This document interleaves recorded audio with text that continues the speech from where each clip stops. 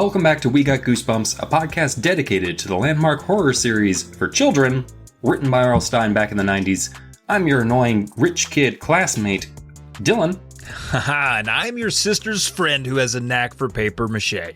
I'm Travis. You know, it's funny, the rich kid's name was Patrick, and that is, in fact, my middle name, so... Is that right? And Dylan P. Charles. Yeah, and I'm filthy rich, too, so there you go.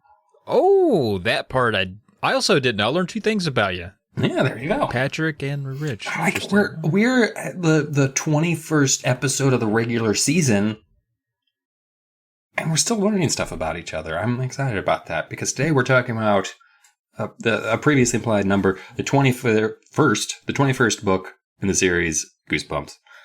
Go Eat Worms, which was released in July of 1994. Man, I think we were due some worms. Worms very sticky and crawly and icky. We just had somebody in a previous book bite into a sandwich with a worm in it. I think it was The Haunted Mask. That was Carly Beth. Carly Beth. I think we were ready for just some full-on worm action. We just had bees, 3-4 books ago? It's time for worms to have their day. It's true. I've long said that. And plus, I think July of 1994 is when OJ killed those people. Oh. Might have been June. You know, I legit, when I heard I was watching afternoon TV as I did at that time and in that age, when it came on that OJ Simpson was driving down the thing in a Bronco, I thought it was a joke because the only Simpson I know about was The Simpsons. So I thought and it was Fox, so I thought it was some sort of weird promo for The Simpsons. That's how I spent that afternoon. That is interesting. What's Homer Simpson doing in a Bronco? I admire, as a kid, that's funny. I actually knew who OJ was, so I was like, yeah, I kind of assumed this is insane. Yeah, he was a world famous athlete. I'm the not normal one in this situation. I knew him from Hertz rental car commercials. That's why I was like, man, the guy that sells Hertz cars? Oh. Gosh dang, he seems so gentlemanly and nice. But anyway, and then you know what I said? I said he should go eat worms.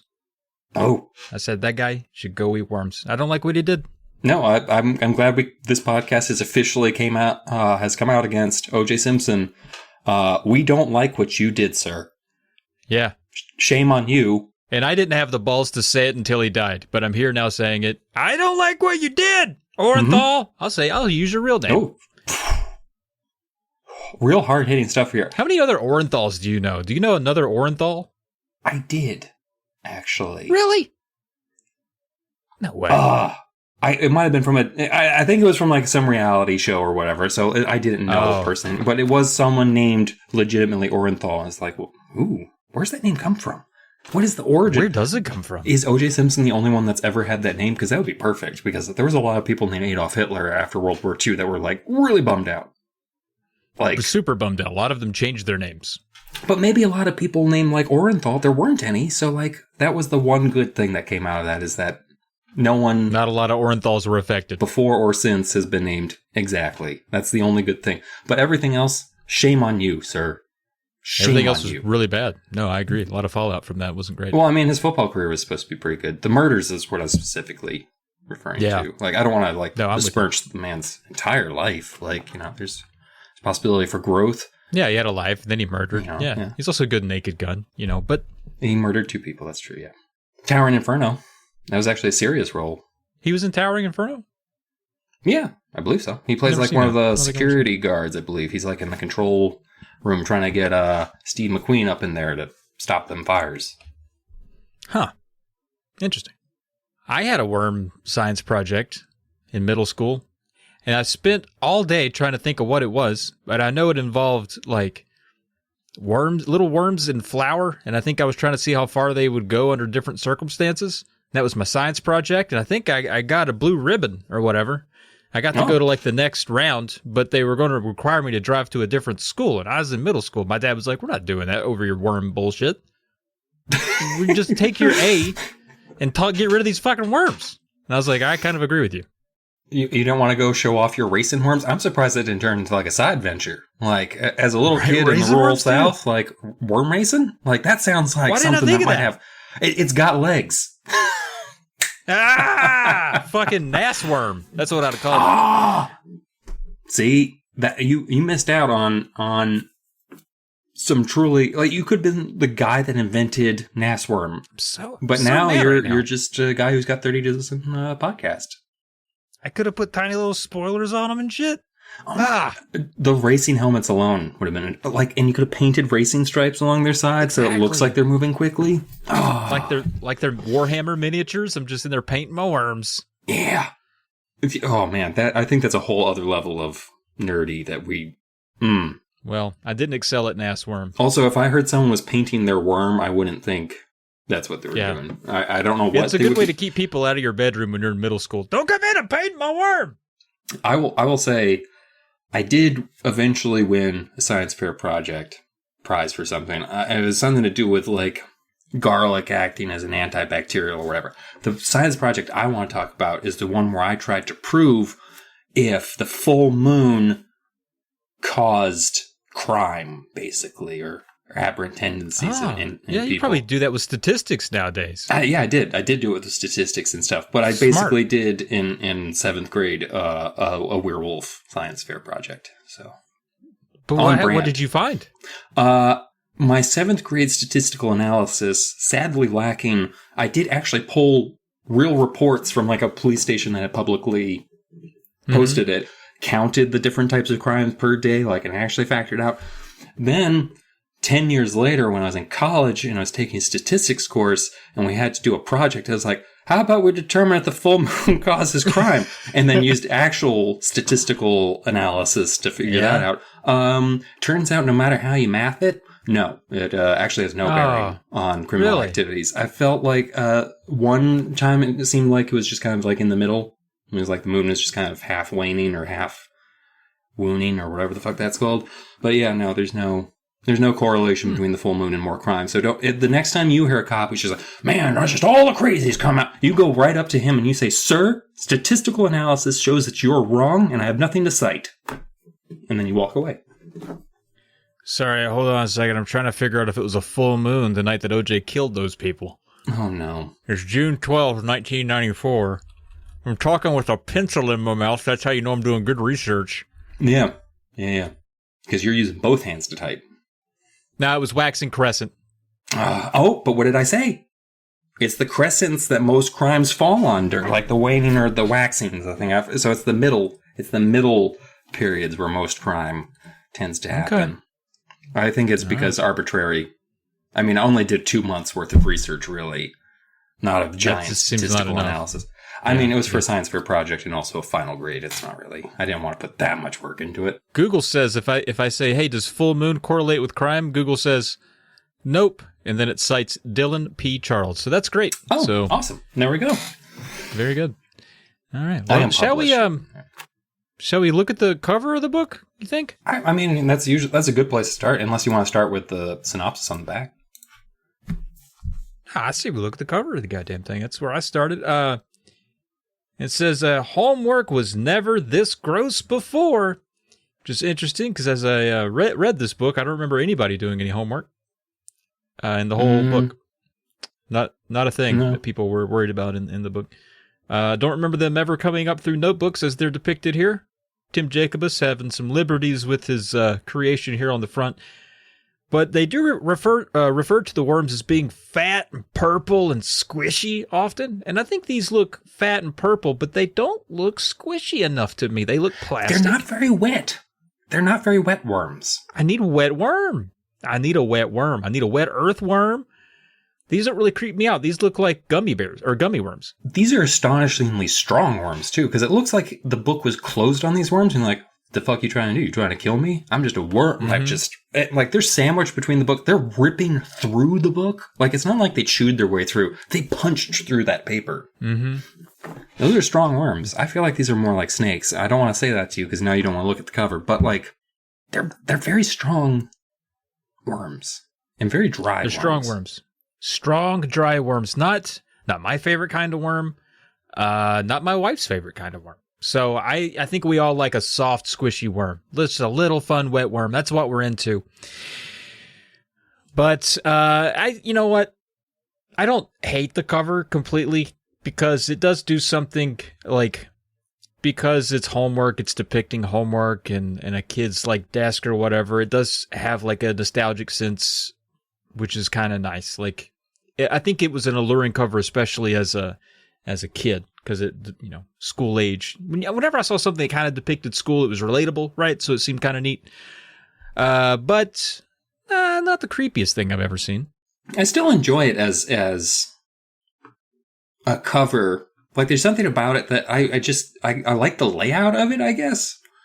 Like how we're kind of like at this real close, almost as like Todd's looking at the notebook up close or wherever, and just like all these worms. It's a lot of worms. It is a lot of worms. Yeah, like I enjoy, like, it's definitely not my favorite of his, and these definitely aren't the worms as described in the book, which were very wet worms, which is accurate. I feel like worms are wet. Mm-hmm. Is my personal motto. Worms are wet. But I don't know. I guess I like the composition of it. It's more like, it's eerie. There's a lot of these bugworm things everywhere, but it's not the most accurate to the book. Yeah. Yeah, that's just the way it goes. Interestingly, when they did the re-releases, they still use this covers. This is one where we don't get a different cover for the 2004 and more recently a 2024 issue or version has been released, I guess. At least that's what it shows here on the goosebumps.fandom.com wiki, which I trust with my life. So I think that's interesting. But then, and there's also, it seemed like it had limited release internationally, so there's only a handful of different covers. And of course, our friends over in the UK. What was funny before we started recording, Dylan and I get together and we schmooze a bit, talking a bit before we get into the sheet. And then I just hear a mouse click from his side of things. And I hear him go, "Oh, God damn." And I knew right away he had been looking at the UK cover. You don't like it, Dylan? I can't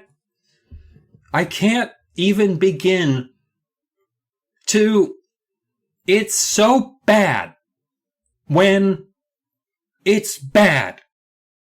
I know I keep going through this period where, like, I'm going to try and give it, I feel bad about slamming this artist every single time.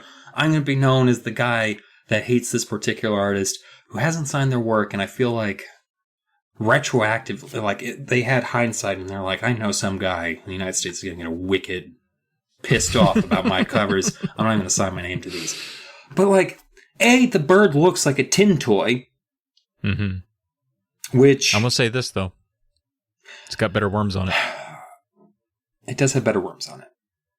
I'm not entirely sure what these worms are doing, because most of them look like they're just sticking out of the pudding, the tapioca, the whatever this pudding goo is everywhere, like they were thrown in there like little darts. Like those little worm darts. Some like goose gravy. Mm. I can't. And also the bird looks wet. Like, come on. Jacobus, don't let the UK outdo you on wet stuff. You got to be bringing the wet. It's a tin bird. Yeah. It's supposed to be paper mache. It's giving away the ending immediately.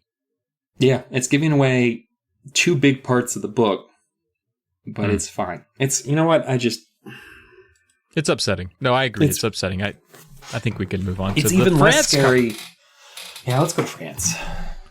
Now, France knows what the fuck is up. I don't think they read the books, but they saw this book was called Go Eat Worms. They're like, I got ideas. How about we put a bunch coming out of a sandwich and we make a girl willingly continue to take a bite despite that? I feel like these worms, like, popped out of their surprising, like, she's almost holding the sandwich like, this is a normal sandwich, and then, like, 30 worms just pop out of the bun, and she's like, what the fuck? Like, I do love that. I feel like this is very specifically like a McDonald's hamburger. Look how many sesame seeds. It looks like a Big Mac. You're right. Oh, I want a Big Mac. It really does. Right, it kind of looks like a hamburger with tentacles, which I kind of like. Yeah, like it's almost like the tentacles are part of the bun. It looks like a potato that has the eyes growing out of it more like than the roots and things. Like it looks like the worms are part of the package. Like, did you want a burger with worms coming out of it? Like, yeah. Or on the side. You want your worms on the side? Good question. I guess we would have to assume it's Regina. But she didn't eat any worms. She didn't. Also, I could look at this one two ways. I could look at this, because her expression is surprised yet neutral, I could look at her as being surprised by the worms and astonished or like shocked, or like super like hell-bent on about to eat these worms. Oh yeah. She also looks like she's very dedicated to it. Yeah, like I picked up this burger. I'm going to eat these worms. And it's because of that interpretative freedom that France has given us that I'm going to have to give them the award for this episode. I think this is my favorite cover. I do love. European covers always have something to bring to the table. They're usually not enough to win, because usually we have like Korea and Thailand are in the mix, and it's hard to beat those two. Yeah. Occasionally the Dutch will throw you something fun, but yeah. But luckily France had some room to work and was able to bring. Yeah, Timmy J did an okay job, but it lacked a little bit of personality for me. But yeah, there's your covers. All right. Well, what do you say, Dylan? Shall we go eat some worms? Yeah, I guess we should eat some worms. I want to start before we start. The opening 2 chapters of this book were kind of weird. It was almost like here's your background for what's about to, and then the story doesn't really start till chapter 3, because most of this isn't even told. It's more just like, Todd does this, his sister hates that, he blah blah blah. Like, it's more kind of a general overall of like, Todd the worm guy. But I do like, was this the first line of the first chapter? Yeah, it is. Yeah. Before the worms turned mean, before they slithered out to get their revenge, Todd Barstow had a great time with them. Like, that's a good start. This feels like... I kind of like that. A pulp. Like, this feels like very pulpy, kind of like 1950s eerie comics, kind of like, what's before the worms got their revenge. Like, because it also is like a pulp comics where they're about, like, correcting a moral wrong. So if someone's a bad dude, by the end of it, his ex-wife that he murdered is going to come out of the swamp and kill him or whatever, or the worms will turn on him. Like, so I feel like this is he's just really setting the stage real hard on this. Mm-hmm. And what we find out about Todd is he likes collecting worms. Like, just has a big tank of them in his basement. Likes to study them, plays with them, plays pranks with them. Of course he plays pranks with them. He usually seems to have like a couple, like I feel like he's got like a cigarette pack, an old style cigarette holder, and he's just got worms in it. And then because he just seems to always have worms on him just in case. He needs to have a worm. That's true. Yeah, because he's always pulling a prank out of somewhere if he can. Mm-hmm. A worm. But he likes to drop them on Regina, like leave them around the house. Also likes to mess with her best friend, Beth Baker. Just constantly tormenting these two. It does kind of sound like they're assholes too, as you go through the book. Like, it's not like they're completely innocent. There's some douchebaggery going on in this household, but whatever. Which I kind of liked. It kind of put the kids on sort of an even playing field where, like, you never felt sorry for Regina. You had to respect her game. You're like, what's she doing? It was kind of like it's kind of like the brother and sister in like Fever Swamp, like Werewolf of Fever Swamp, where like they weren't always on the same side, but they also weren't always being dicks to each other. Like, it was just this kind of back and forth between the two. But so Todd's got a best friend. His best friend is a chubby little redheaded kid who likes crack jokes, and he sounds kind of like the kind of kid that I would just drive me crazy as an adult. He's just like slapping his hands on the table and laughing real loud, and it's just like, I think you should be in solitary. I think he was me. I think that he's described as a little chubby kid who's always grinning. And I was like, and he's always joking around. I'm like, that was me. Just trying to get people to like me, just hanging out, giggling. When we get that small peek at his home life, like, his parents are always arguing. Why yeah. God damn it, Travis. It's been a while since we've had a therapy session in one of our episodes. But so his friend's name's Danny Fletcher. They're always palling around, scaring kids and stuff. And Danny's always helping them dig up worms because Danny doesn't also have a lot of friends. Oh, God, this is going to be so sad now for the rest of the book.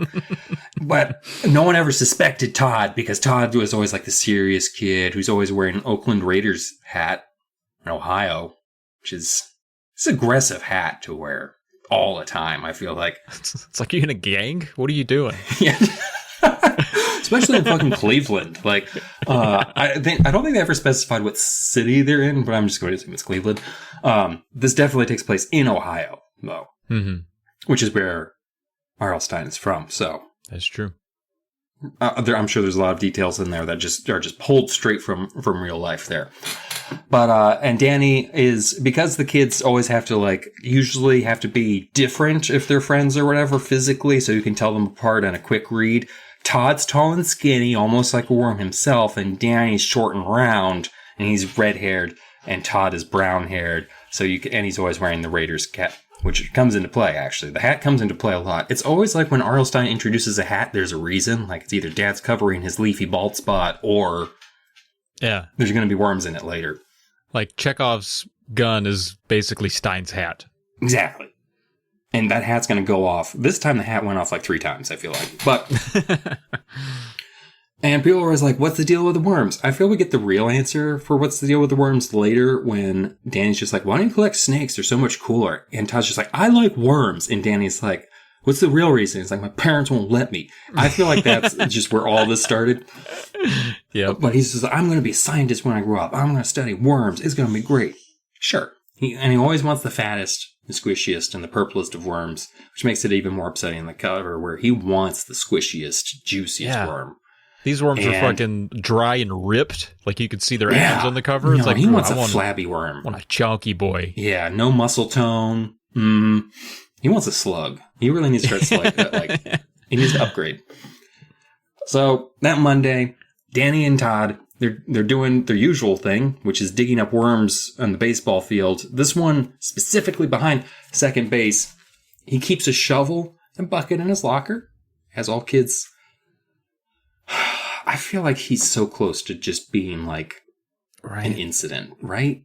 It's already kind of weird when you and your best friend go dig up worms near second base. Like, that's a euphemism. That's a cover-up excuse. Yeah, that usually means handies. But so there's a science expo this Saturday. Everyone's wicked excited about it, mainly because a brand new computer is the prize. I immediately just saw the big beige CRT and the big beige tower and all of it beige. It was always beige.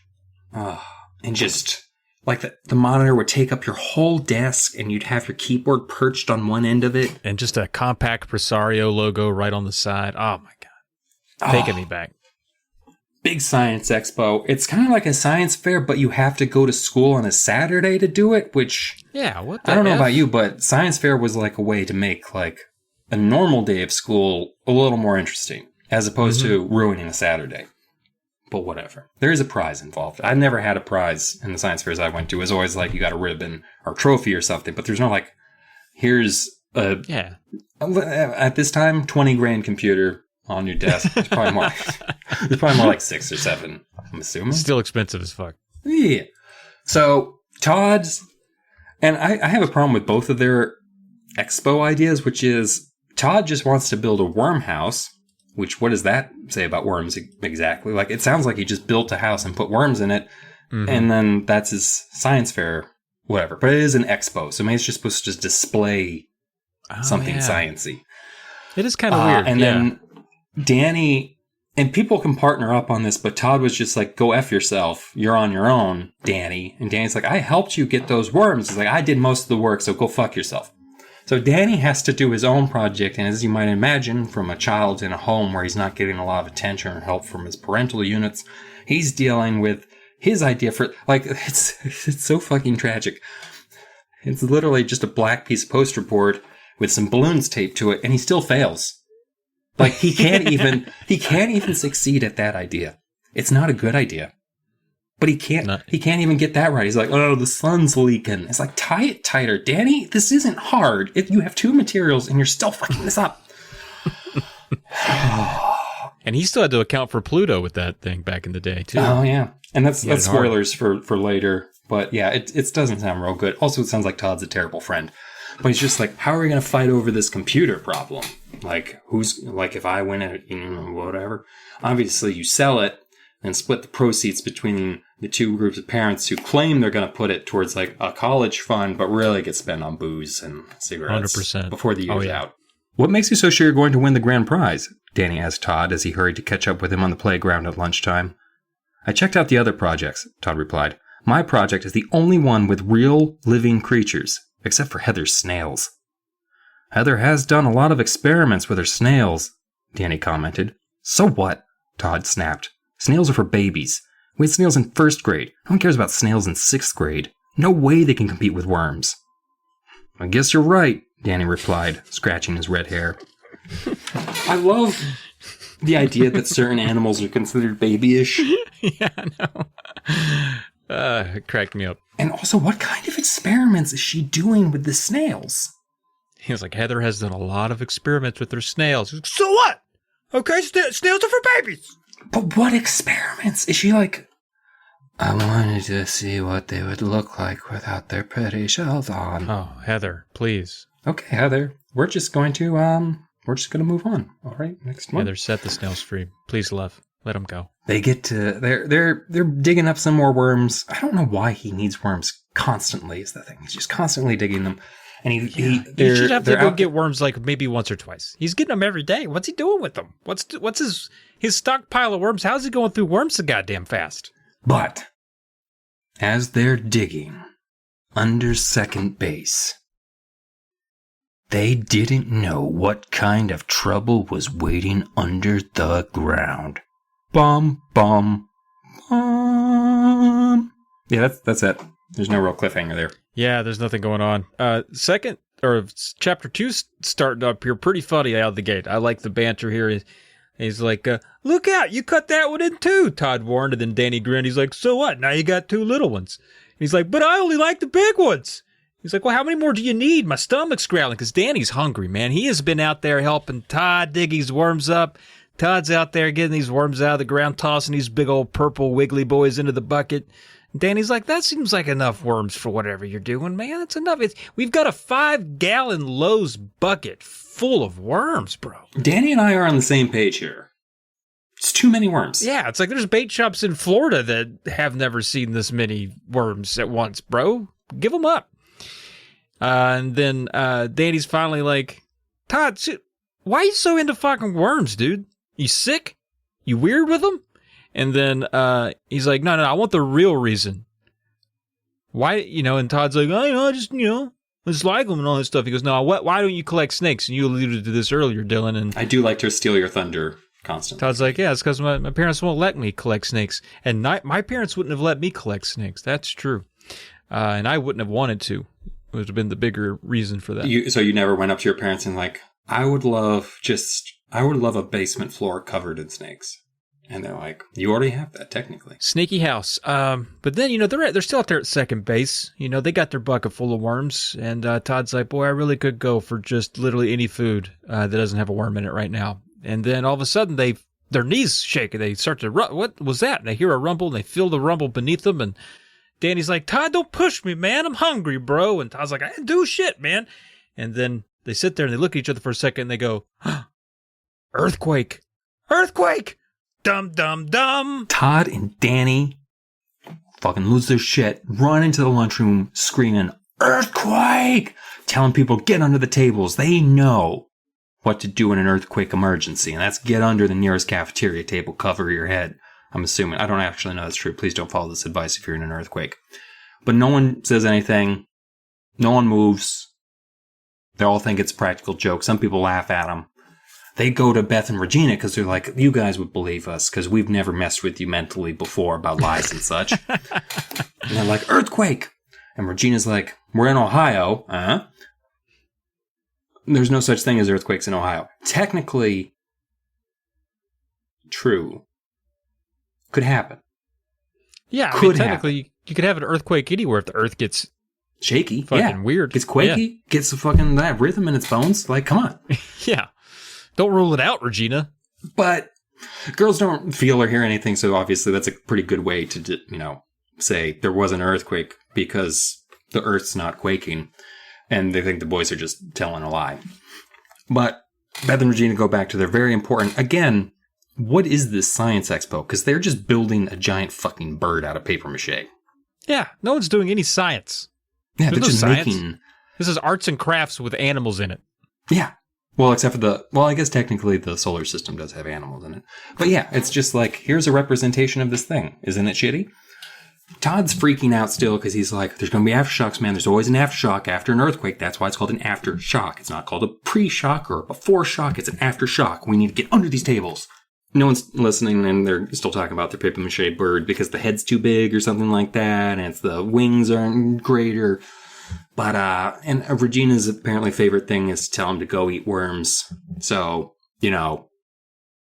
that's going to come up a lot in this book. I do kind of like how, like, Todd says it too. Like, it's become like their family's, like, curse or wherever. Just like, you know what, go eat worms. Whatever. Forget about it. Like, because he says, and he's just like, man, Patrick, go eat worms. Like, it's just, like, become a part of the family vernacular, which is going to be hard to explain to his, first high school date where he's just like, why'd your dad tell you to go eat worms? It's like, it's just this thing when I used to collect hundreds of thousands of worms in the basement.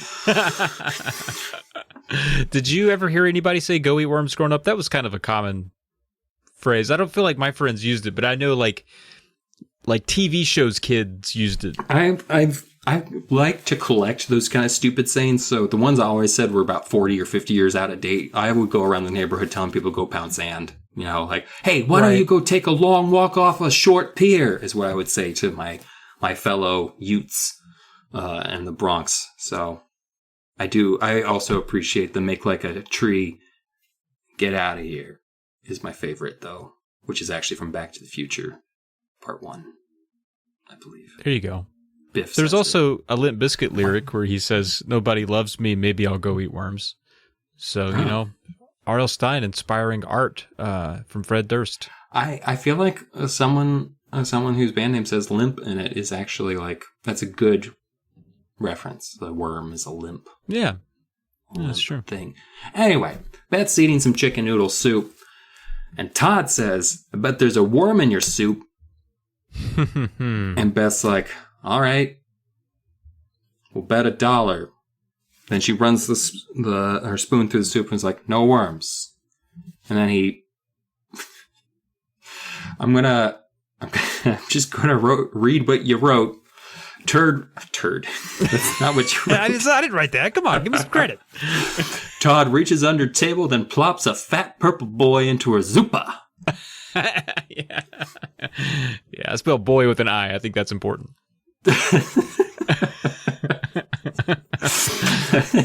I was upset when it was just like drops the worm into the hot soup. I was like, oh, that's just sad that it's being burned alive. And like Beth's like, that's really gross. And Todd's like, pay up. And he's like, that's not the bet, Todd. You know that. You're a dick. You should pay her up. But then Todd looks outside through the windows in the cafeteria and he sees someone behind second base. And we're still not talking metaphorically. We're still talking about literal second base behind the school. Yeah. Bum, bum, bum. Yeah, guess who he sees out there? He sees another kid. And then Todd says this one. He's like, hey, why is Patrick McKay in my worm digging spot? And he gets really protective of that worm digging spot because I don't know if you were gathering from the buckets of worms we were getting from that place earlier. It is rich for mining worms. And Todd likes to protect his source, right? So I'm almost shocked that he's not selling these. Like, he does have a great bait business in the making here. Like, right? I think that says something about you and me both, that's like, that's a legitimate business, bro. Like, you should. We could probably go pretty far with this if we tried. Mm-hmm. But Patrick, these kids, these middle-class kids, they don't like Patrick, right? Because he's rich, he's snobby. He's the kid that got a hoverboard, right? He's the kid that he had all the pogs, right? You just can't compete with a guy like that. So no one likes Patrick because he's kind of a bitch. But he was bent. I'm going to read here from the book. He was bent over the bare spot of mud behind second base, working feverishly. What is he doing out there? Todd repeated. That's my best worm spot. He's digging up worms too, Regina declared from the table. Like, no shit, Regina. God, we have fucking eyeballs. And then Todd, he plays into it. Todd goes, huh? And he spun around to find his sister smirking at him. And she's like, Patrick is digging up worms for the Science Expo. He's doing a worm project too. But he can't, Todd sputtered in a high, shrill voice. I'll try that again. But he can't! And then, whoa, what a copycat, Danny declared. And Todd says, he can't do a worm project. I'm doing a worm project. And he turned back to stare at Patrick through the glass. It's a free country, Regina replied smugly. She and Beth laughed and slapped each other high fives because, they love America, free country and stuff. And they were enjoying seeing Todd out there squirm for a change. Todd was actually being a bit of a worm himself, squirming a bit with this revelation that Patrick was out there at his worm spot. And anyway, Todd says, but he's not into worms. He doesn't collect worms. He doesn't study worms. He's just copying me. Look at him, digging in your spot, Danny murmured, shaking his head bitterly. I love that part. I love that part so much. Danny just distraught for his buddy. That you have solidified Danny's character in just that line. Just, look at him. Digging in your spot. Digging in your spot. And then Beth is like, Patrick is a nice guy. Okay? He doesn't act like a jerk and put worms in people's soup. And Todd's like, he's a jerk. He's a total jerk. And then Danny adds, he's a copycat jerk. And his worm project is going to be better than yours, Regina teased him. Todd's dark eyes burned into his sister's. You know what it is? You know what Patrick's project is? Regina had a smug smile on her lips. She tossed back her brown hair. Then she made a zipper sign, moving her fingers across her lips. I'll never tell, she said. And Todd keeps insisting. He's like, you better tell me what he's doing with worms. And Danny was like, yeah, you better tell him now, or else you're going to have heck to pay. And then both Regina and Beth were like, we're not going to tell you. And so Todd's like, fine, I'll go ask Pat to his face. And so Todd marches outside the second base. On his way out of the lunchroom, though, he bumps into Miss Grant. Sends her tray a-flying. She had salad and spaghetti. And spaghetti's a worm-like food. Somehow, amazingly, doesn't come into play in this book. But sends that salad and spaghetti crash into the floor. That would be that's low-hanging fruit. Come on. I guess so. Yeah, I guess so. Todd apologized. He's like, I'm so sorry about that. I didn't mean to knock your spaghetti over on the floor there, Miss Grant. Miss Grant's like, I want to talk to you boys after school, but they run because they got business. They got to talk to Pat. They got to figure out what's his angle on this worm thing. And so they run out there. Now, Patrick, all right, this is a rich kid from Pasadena. I'm assuming California. And he's moved out there to Ohio. And he just thinks he's better than everybody because he's from Pasadena. Regina says she's gone to Patrick's house one time for a party. Lord knows how she got invited. And apparently Patrick, whole carnival in his backyard. You know how rich kids, remember growing up, your rich friend would always have a carnival in his backyard? Oh, yeah. Yeah, it was always... When I thought a kid was rich is when he wore a basketball jersey to school of like a famous NBA player. That's how I knew he had status. I mean, that's fucking like, $60 right there. To wear to school? Mm-mm. Yeah, I was like, A, your parents love you, clearly. And 2, they have money, which now I'm upset twice. And then Todd gets out there at second base. He says, hey, Pat, look at my face. Calls him Patrick. I typed Pat into the sheet because taking that Rick off saved me some time. But Todd asks Patrick what he's digging. He's like, what are you digging? And then Patrick's like, worms?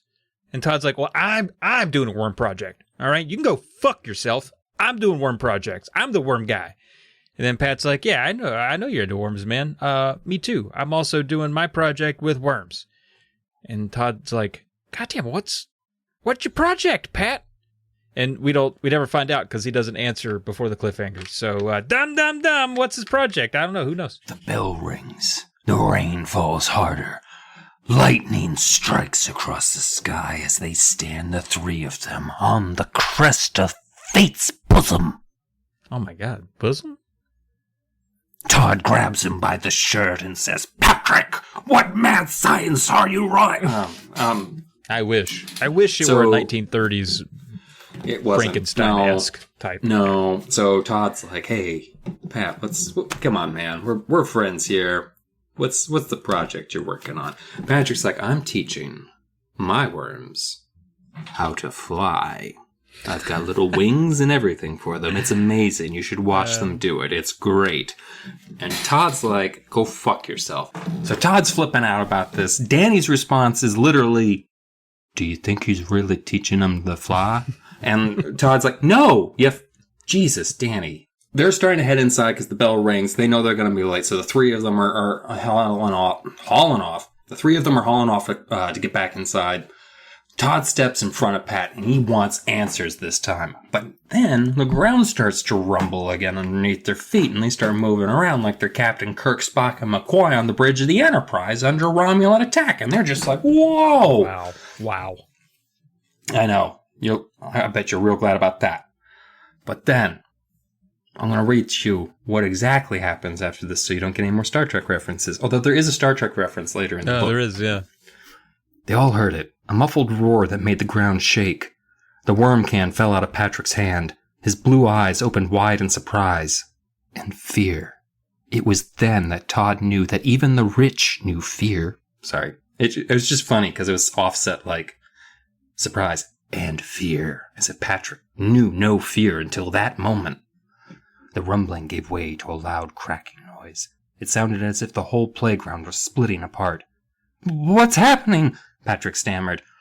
"Run!" Todd screamed as the ground trembled and shook. "Run for your life!"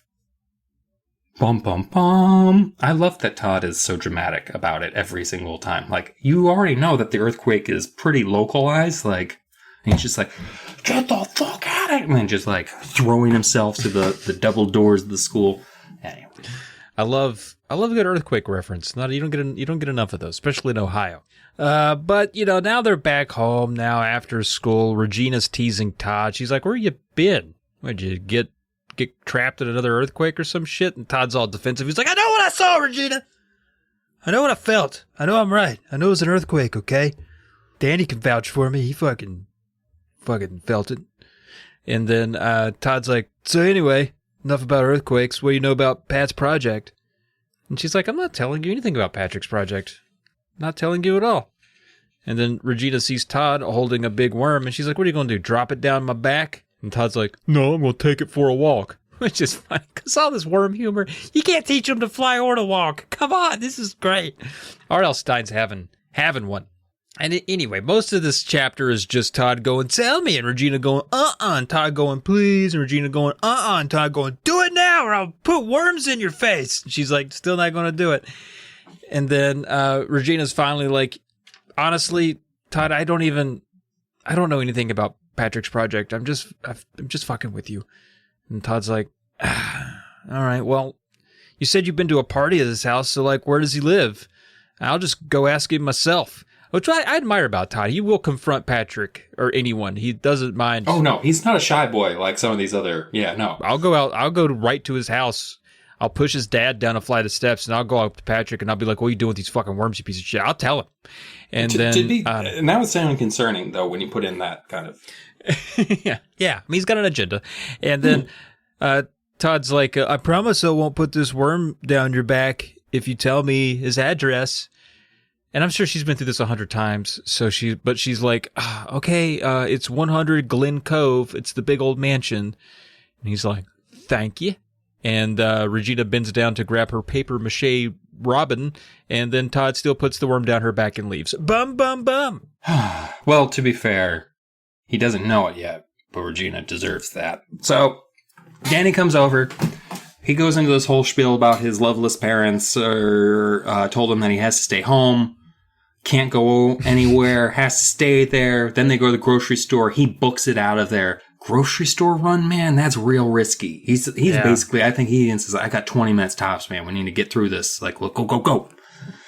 So they look for Pat's house in the dark. They're discussing their plan. Todd's kind of like, "I'm just going to go up to him and be like, 'Hey, I'm good with worms, and you're working with worms. How about I help you with your worms?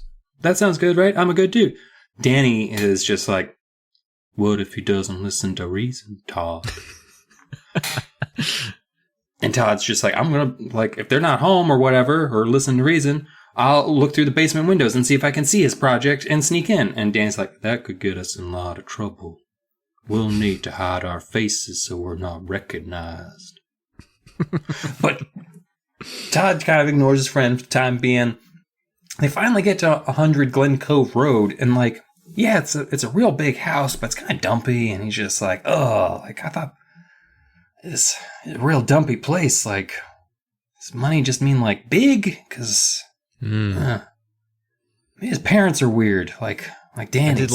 I like that as a line because I feel like a lot of kids were excused for their life, like the way they lived. If you thought about if their parents were weird, it's like I like Randy, but his parents is weird, so I'd never go to his house. You know, his parents. He always smells like bubble gum and strawberries, and it's a little weird, and like I don't know what's going on there. So, but he's a nice kid. He eats too much tuna. I will say that. I think his mom packs too much tuna for him, and I'm going to say that's her problem. I think she's weird. He bites you if you try and take his milk at lunch. Like, he gets real aggressive. If you reach for his milk, he'll try and stick you with a spork. It's weird, but, you know, I think he's a good guy. I just think maybe something's going on at home, you know? Yeah. He wipes with a sock. That's the part that gets me, I think, and that's his parents' fault. I don't like that he puts it back on his foot when he's done. Calls it his mud foot and won't let us near him. That sounds like that's based on a real thing. Mudfoot. Luckily for Todd and Danny, something terrifying growls in the darkness behind them and runs at them with evil red glowing eyes. Bum, bum, bum. Oh my God, a huge angry dog here in Chapter 8 leaps, knocks Danny and Todd through the door and into the house. So they're on in now. And that whole dog was just a ploy to get those boys in the house. I don't think we really hear from that dog much after this. But, they shut the door. They got that dog's outside. He's growling, gets angry. Arr, arr, I'm a dog. And Todd's like, God damn, that's a big dog. We could ride that thing to school. It's like, now's not the time for jokes, Todd. We were almost murdered by the hell beast from Neverending Story. Maybe let's move along here. So they go skulking through the house. Bit of an empty dump. There's thick dust all over the place. No appliances. It doesn't look very lived in. And they haven't. I feel like at this point, Todd and Danny are dumb. Like, be legitimately dumb. Because they haven't reached the conclusion that maybe Patrick doesn't live there and they've been fooled yet. They're just like, damn, he lives in squalor. He ain't got there's no microwave in here. I'm still picturing Danny just like, he's just living here in squalor. Like, I like that Danny's not just Southern. He's like from back in the holler. Like, he's just like, he's real backwoods. Like, some of the floors ain't got boards in them. None of the clocks are working. Man, I don't even know how he gets to school on time if his clocks ain't working, man.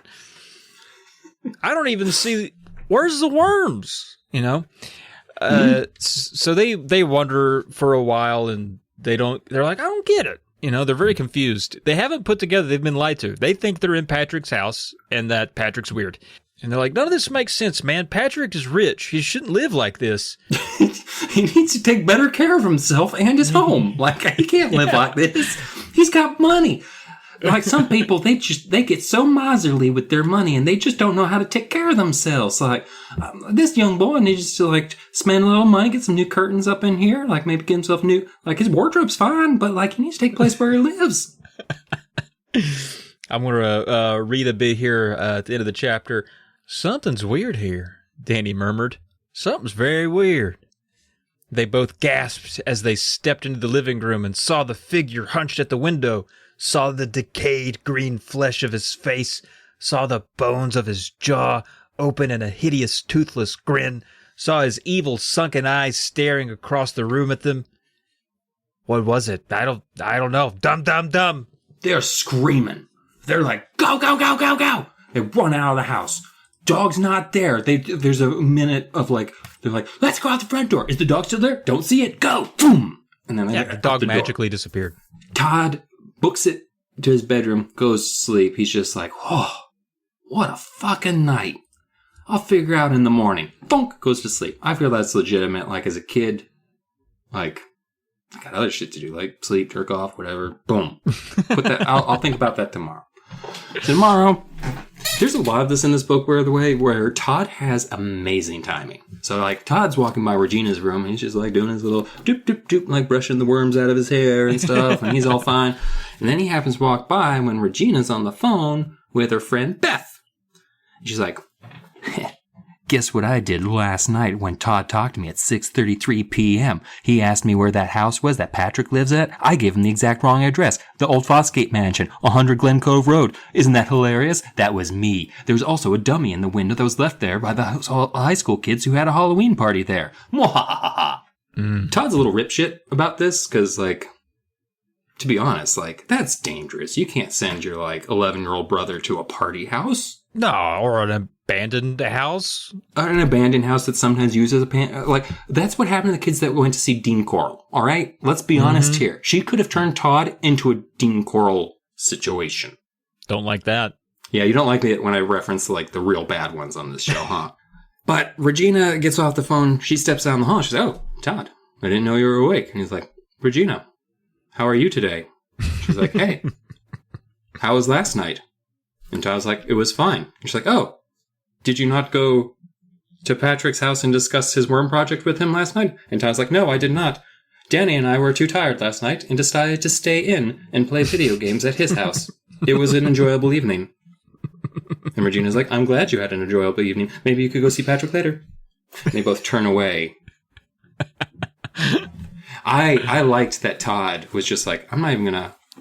She's not even going to get satisfaction. Don't give her the satisfaction. Yeah. Because also, he's going to plan revenge.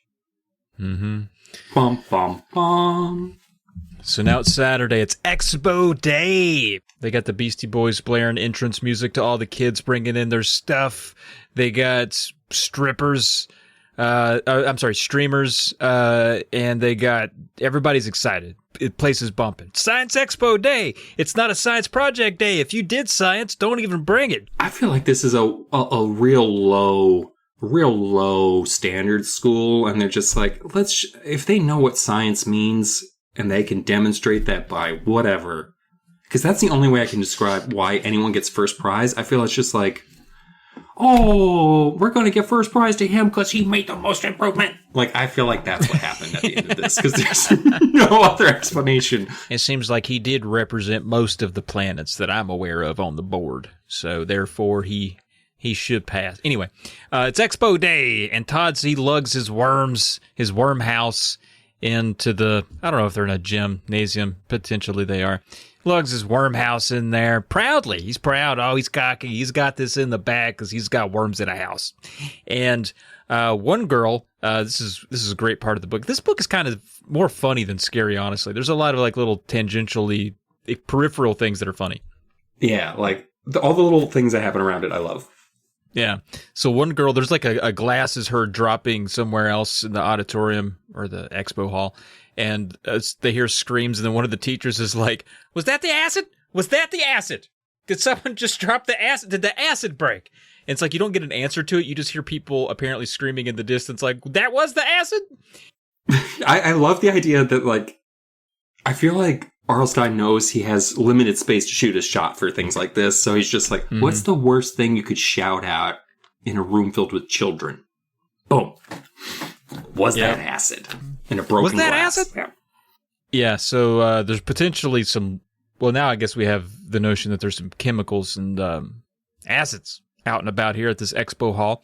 Now, the girls are lugging their big bird in. They got that papier-mâché bird, Regina and Beth, and it looks pretty goddamn goofy. Nah, it doesn't seem to look right. I think the head's not fitting good, whatever else. But they're trying to put it together over there before the expo starts. Danny's got his solar system with balloons. It's total jank. Yeah, you got the sun leaking. Some of the planets are unaccounted for. It's wild. But Danny's doing his best. He's proud of it. And then Todd, you got Todd over there. He's been planning this for a while. He sets up his house. It's a fine looking worm display if he does say so himself. And then there's a commotion. Someone else has entered the hall. You can hear Stone Cold's music. And then out comes Patrick. And Miss Sanger, I guess she's running this expo. She's like, all right, Todd, you need to scoot your stuff. We got to move your house over. We got to make room. And then Patrick's ushered up, and he plops his thing down, giant cardboard box, boom, onto the table. Todd's like, what the fuck is that? And turns out Todd's sharing a table with Patrick. They want to keep the worm boys together. Pat's not thrilled about that. Kind of steals his thunder a little bit. But he's got this 6-foot-long carton. What's inside of it? Todd jokes he's trying to make light of it. He's like, what is that, one big worm? What'd you fish one big goddamn worm over there, Patrick? But then Patrick takes off the cardboard, and it's a fucking worm skyscraper. A little bigger than a worm house.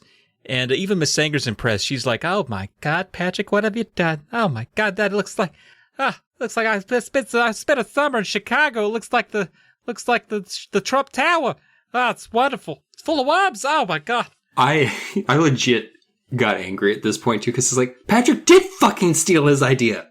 100%. It's not even like, it wasn't even just like, he's doing worms too, which would be like, I'd feel like a little weird, but he legitimately did steal his idea and then do it better because he's rich.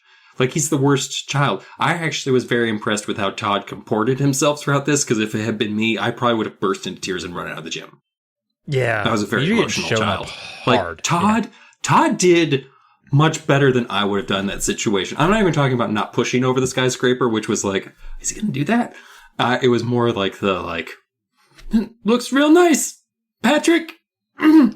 Yeah, I would have cried. My parents would have had to come get me. They'd been like, why didn't Travis want to finish the expo? It's like, he got upset because the other boy had a bigger worm skyscraper. And I'd be like, I had the first idea. And I would have that crying where you couldn't breathe. Yeah. Where the crying might actually kill you. Yeah. So I think Todd's holding his own pretty well here. So Todd, he goes, wow. Todd didn't want to show how upset he was, but he couldn't help it. His legs were trembling, his mouth dropped open, and he started to stutter. But, I don't believe this, Todd thought miserably. I built a crummy little worm house, and Patrick made a skyscraper. It's not fair. God, these kids with all their fucking money. Patrick doesn't even like worms. He doesn't even like worms. I love worms. Patrick doesn't even like worms. He stared at the giant wood and glass structure. He could see dozens and dozens of worms inside. They were crawling from floor to floor. There was even a wooden elevator with several worms tucked inside. Todd, are you okay? Patrick asked. Yeah, fine, Todd replied, trying to force his legs to stop quivering. You look a little weird, Patrick said, staring at Todd with his bright blue eyes. That's a nice project, Patrick, Todd admitted through clenched teeth. You could win the big prize. You think so? Patrick replied, as if the thought had never occurred to him. Thanks, Todd. I got the idea from you. About worms, I mean. You stole the idea, you thief, Todd thought angrily. I have only one wish for you, Patrick. Go eat worms. Wow, what's that? Danny's voice broke into Todd's ugly thoughts. He was staring in amazement at Patrick's skyscraper. It's a worm skyscraper, Patrick told him, beaming with pride. Danny admired it for a while. Then he turned to Todd. Hey, why didn't you think of that? Todd gave Danny a hard shove. Go blow up a balloon, he muttered. Danny spun around angrily. Don't shove me, okay, man? Easy, man. Jesus. You're pushing people, man. That ain't cool, man. So the judges come around. They're inspecting everybody's, whatever you want to call these things, exhibits. Displays of science. That's what they are. And the judges are going around there, and they start on the side of the hall where where Regina and Beth have their big bird. And one of the judges notices a string hanging down from the bird's head, and being a curious little judge, pulls on the string, and everyone screams, dum, dum, dum! All right.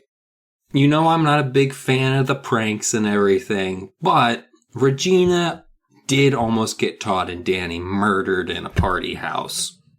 That's true. And, also, the amount of work that Todd had to do when the whole book is about how difficult paper mache is to work with, Beth and Regina are like, we can't make this work. It's only the most common used crafting tool for children. Danny, meanwhile, goes in there, does a surgical job in the paper mache, and installs 30 worms inside the bird's beak. So when the judge pulls the string, The beak opens and worms just spill out. Also, Yes. 30 worms doesn't sound like that many worms. Like, feel like people are freaking out a little bit too much here. Yeah, 30 worms really doesn't seem like a lot.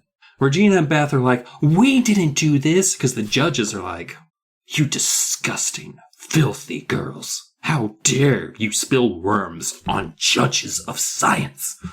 And Beth and Regina are like, it wasn't us. Todd has the problem that, like, Batman villains do, which is like, he signs every crime in such a way. Like, it's not just the fact that it's his thing he likes. Who else has 30 worms that they could just get a hold of? Like, he's just... Anyway, so they point to Todd, and Todd basically shouts back, and apparently there's no policing at this expo, because he admits it. He's just like, I thought Christopher Robin looked hungry. Got him. And then he just walks back to his table, and the judges describe painstakingly picking up each worm off the floor. They had to halt the whole judging procedures while they bring in the janitors. It must be a union school. Like, they can't clean it up. And the janitor's like, hey. That's our job. So, Todd goes back to his table. Patrick is just like, a great job. And then gives him a high five. And he's just like, oh, yeah, that was pretty cool. Go fuck yourself, Patrick. Isn't that a thing, too? Like, if someone you don't like gives you a high five, like, they do the thing, you're still compelled to kind of do it. Like, your brain is like, somebody wants a high five. You better give it back. And as you're doing it, you're like, I don't want to fucking high five this guy. We've already done it. Yeah.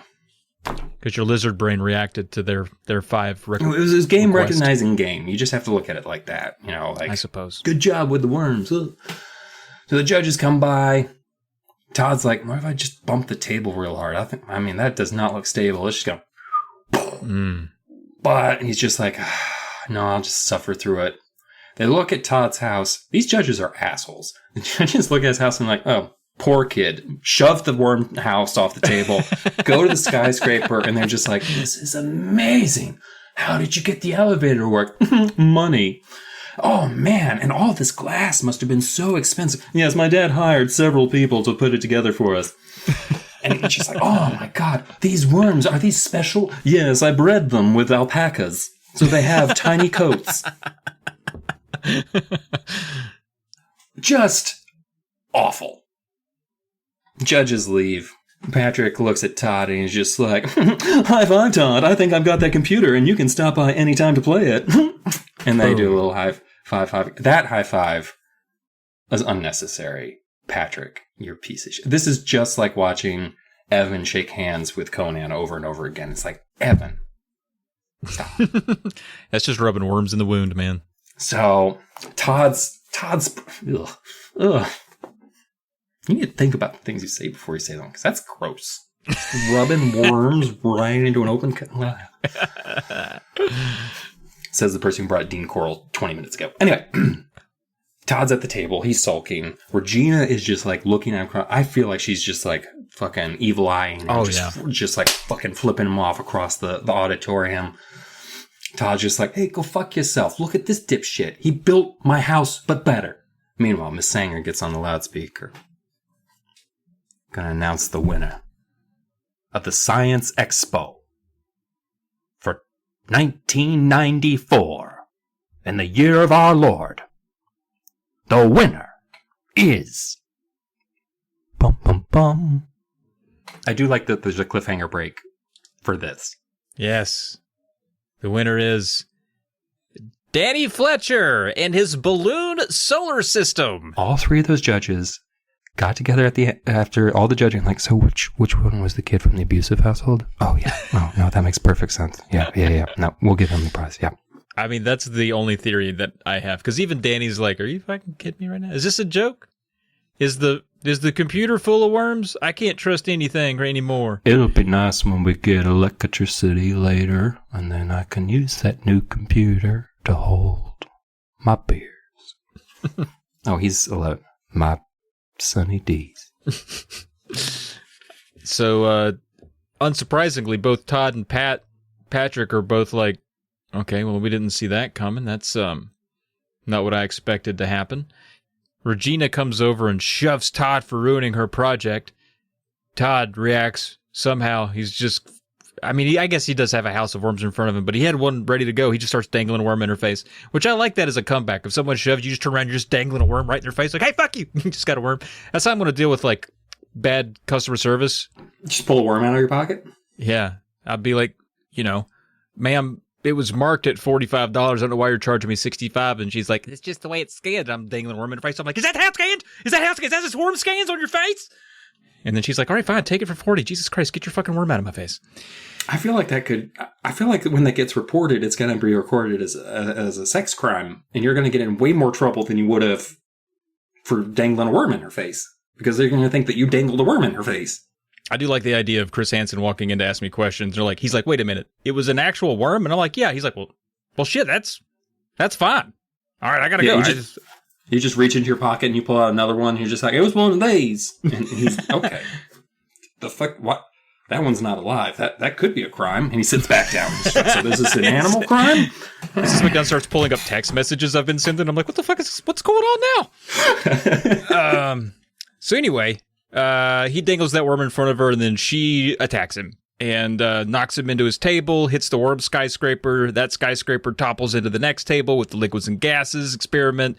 You remember, with the acid. That wasn't the acid. It was the acid. And now there's a thick white smoke, and there's worms everywhere. And then someone shouts, look, everybody out. It's going to blow up. And dum. Now the school's about to explode, and there's worms everywhere. I love this whole section. Like, the part where, like, he just pulls a worm out of his pocket. He's like, come at me, bro. And she does. And attacks him.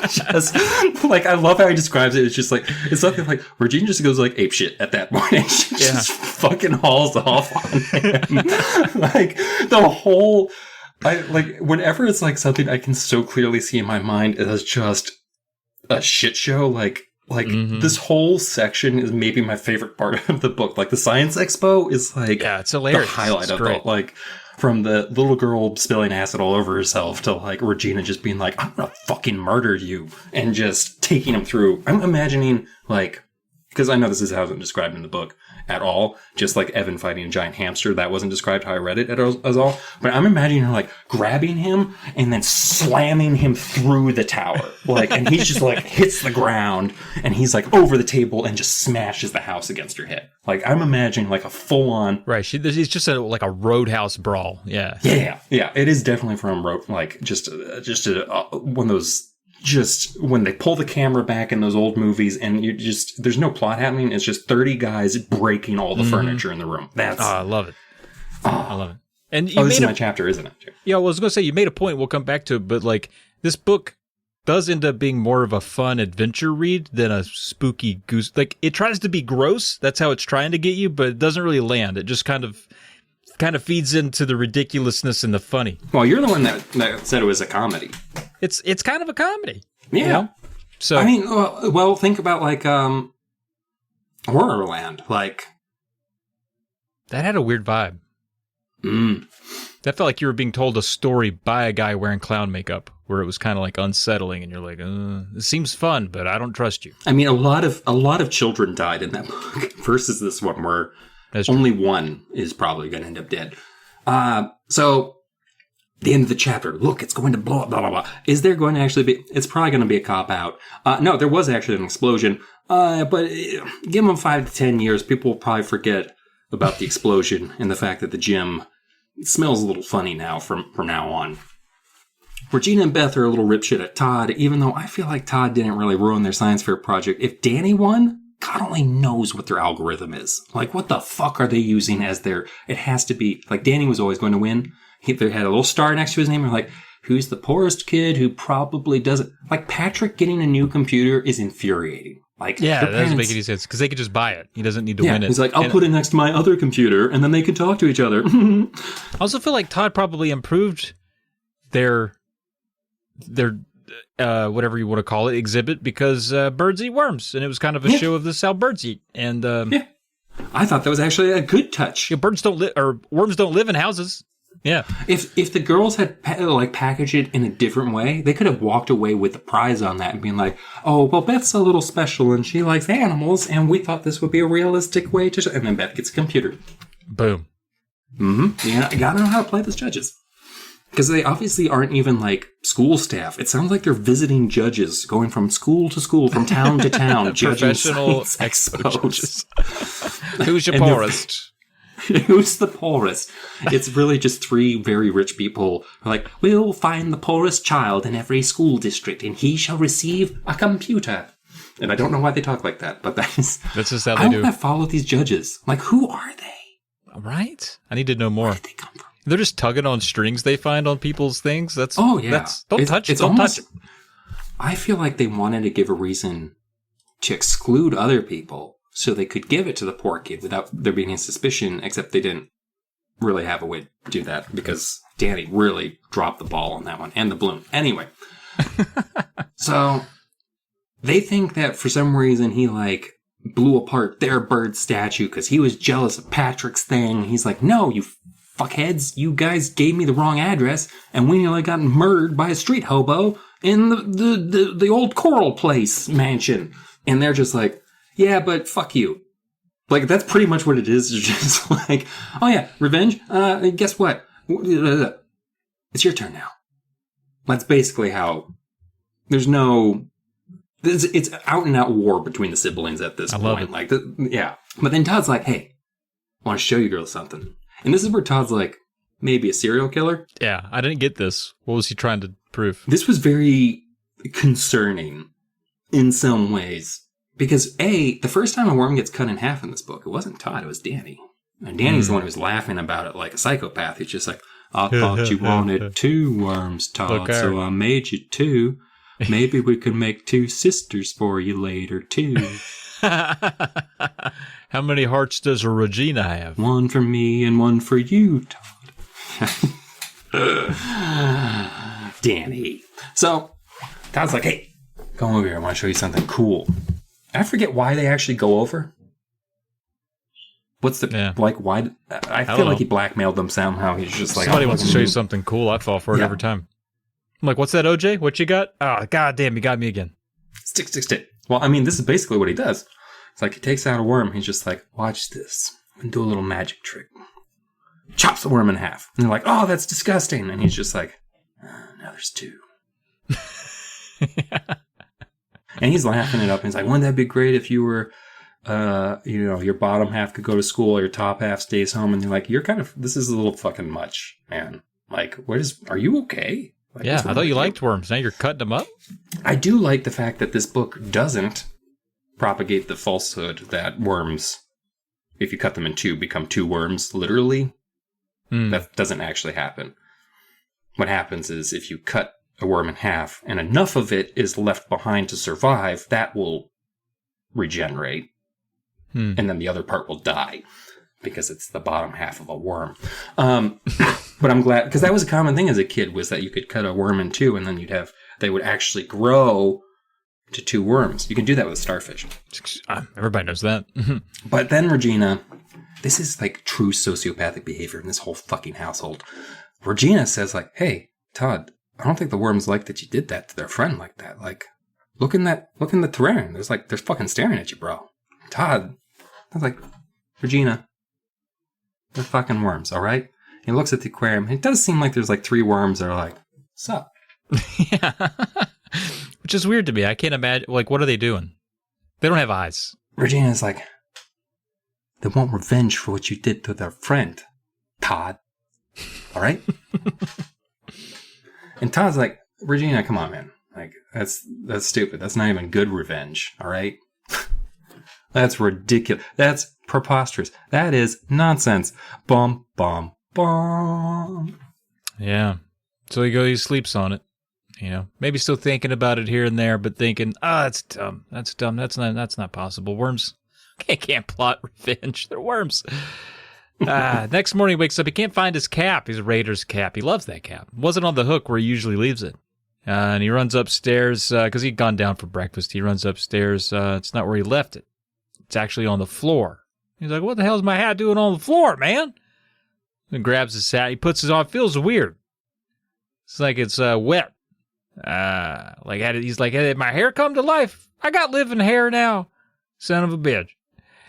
And then he goes like, do you get that from your mom's side or your dad? I don't even know. Pattern baldness, I think, is mom's side. You get your hair follicle is, well, at least your the baldness gene comes from your mom's father. Yeah. So. Yeah, mine died when he was 30. So full head of hair. So probably I don't know from what hair happens. loss. Yeah, I don't know what happens to me after this. Oh, Travis, I think we know what happens to you. You can't tell. I'm wearing a hat. You don't know what's going on. Right. Yep.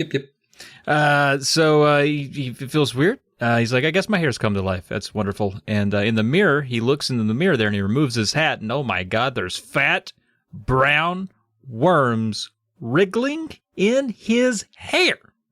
The hair has worms in it. Dum, dum, dum. So Todd Anthony, he's not a stupid child yet. So he's like, Regina did it. So he goes up to Regina and is like, hey, why'd you put worms in my favorite and only hat? It's disgusting. And like she's denying it. His mom's like, please take your worms down to the basement. I don't need them in the kitchen. Reasonable mother. So he puts them away. Regina's now like, you fucking planted those to get me into trouble. And he's just like, all right, whatever. And also, this scene is so much more grosser now that the mom is like, eat your cereal before it's mushy. Hey, don't fucking pour the cereal before your kid's downstairs, you horrible woman. Like, why would you pour him cereal before feet are in that chair?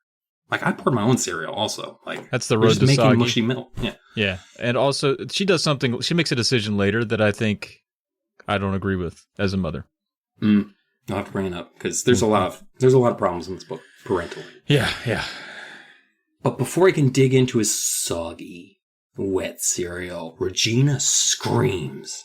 There is a worm floating on top of the milk in between that super soggy flakes that are just probably like one flake is like limply over the worm as it's wiggling through there. Bum, bum, bum. Ugh, gross, dude. And somehow we just fast forward past that. We go straight to school. Todd's having a hard time concentrating at school because he keeps thinking about all the worms he keeps finding all over the place, like in his hat and his cereal. It's seeming like a real problem. Is he hallucinating? Is this a sign of psychosis? Or is it Regina, his sister, pranking him? It's probably Regina. That would be my money. She's been denying it, and he keeps thinking about the worms watching him when he cut that one in half. He's like, or maybe the worms themselves are plotting my destruction. Could be any number of things. I'm unsure. So Todd meets up with Danny at lunch, and he's like, Danny, you're not going to believe what's been happening. And Danny gets all caught up, and he's like, you're right. I can't. Danny's like, it's got to be Regina, man. Think about it, man. She's your sister. She lives in the house with you. She hates you, and she has access to your worms. It seems like a slam dunk to me, to be honest. I don't think the worms are out to kill you, and I don't think there's a worm god out there sprinkling worms about with worm dust. I think it's your sister. He's like, I want to remind you something, Todd. Worms don't have eyes or brains, okay? You're the worm expert. I'm just Danny. But listen, I won the science fair, so I feel like you got to respect my opinion somewhat. Worms don't have eyes or brains. And Todd's like, God, Danny, you're right sometimes. And so they're eating lunch, and then Todd takes a bite of his sandwich, bites into a PB&J, and he's, something ain't right with that peanut butter and jelly. What's going on with that? What I get, a peanut butter and jelly worm sandwich? No, I usually ask for peanut butter and jelly. Nope. Opens it up. Half-eaten purple worm curled up in just the peanut butter. Not in the jelly part. It was in the peanut butter. I don't know why that's weirder to me, but it is. Dum, dum, dum. It's almost like she hid it in the peanut butter. Yeah. Like, deliberately, like, underneath the peanut butter. So, like, to even hold if it you down? spread it apart, Yeah. like, even if you pulled the pieces apart, you'd see jelly and you'd see peanut butter. Yeah. I also kept it from wriggling out of the sandwich, probably. Oh, yeah, I bet that worm is dead. Also, a nice touch, and I don't know if this is true or not, but, like, while Todd's hunting for Regina, because he's, like, rip shit now, he's like, this is too fucking far. Just like we thought when Carly Beth ate that worm back in Haunted Mask last season. She also described it as having, like, a sour flavor, and so does Todd. Yeah. Like, I don't know if that's how worms really taste, but the fact that Arlstein has kept it consistent after 10 books how worms taste if you accidentally eat one in your peanut butter and jelly sandwich is insane to me. I agree. No one knows where she is. He's tearing around the school like a madman. And then he spots her talking, and she's talking and laughing, and she's also talking to Beth and Patrick. And I know anything, if I see a group of people that I know they're talking and laughing, it's definitely about me. And Todd knows that. And Todd goes after them too. So he's creeping up closer because he's good at this eavesdropping thing. And he hears Beth say, So Todd doesn't know that you're doing it? and then Patrick responds, No, Todd doesn't know. He doesn't know I'm doing it. Bum, bum, bum. Yes. Now Todd's angry. How could it be Patrick? They're best friends. They high-fived twice. They high-fived upwards of 2 times. And it can't be him. So let me get to the page I was supposed to read because I was accidentally looking at the wrong chapter there, which is why I seemed surprised when it was my turn suddenly. Todd couldn't hold back any longer. He angrily stepped forward, feeling his face grow red hot. The 3 of them turned in surprise. So you're doing it, Todd cried to Patrick. You're giving my sister the worms. Which is a weird thing to yell. And then, huh? Worms? Patrick's mouth dropped open. He held a large sheet of construction paper in his hand. Todd saw him slip the sheet of paper behind his back. Yeah, worms, Todd repeated, snarling the words. I heard what you said, Patrick.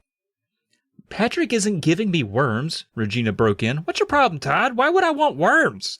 That's where you're getting them, Todd insisted. I heard you. I heard the whole thing.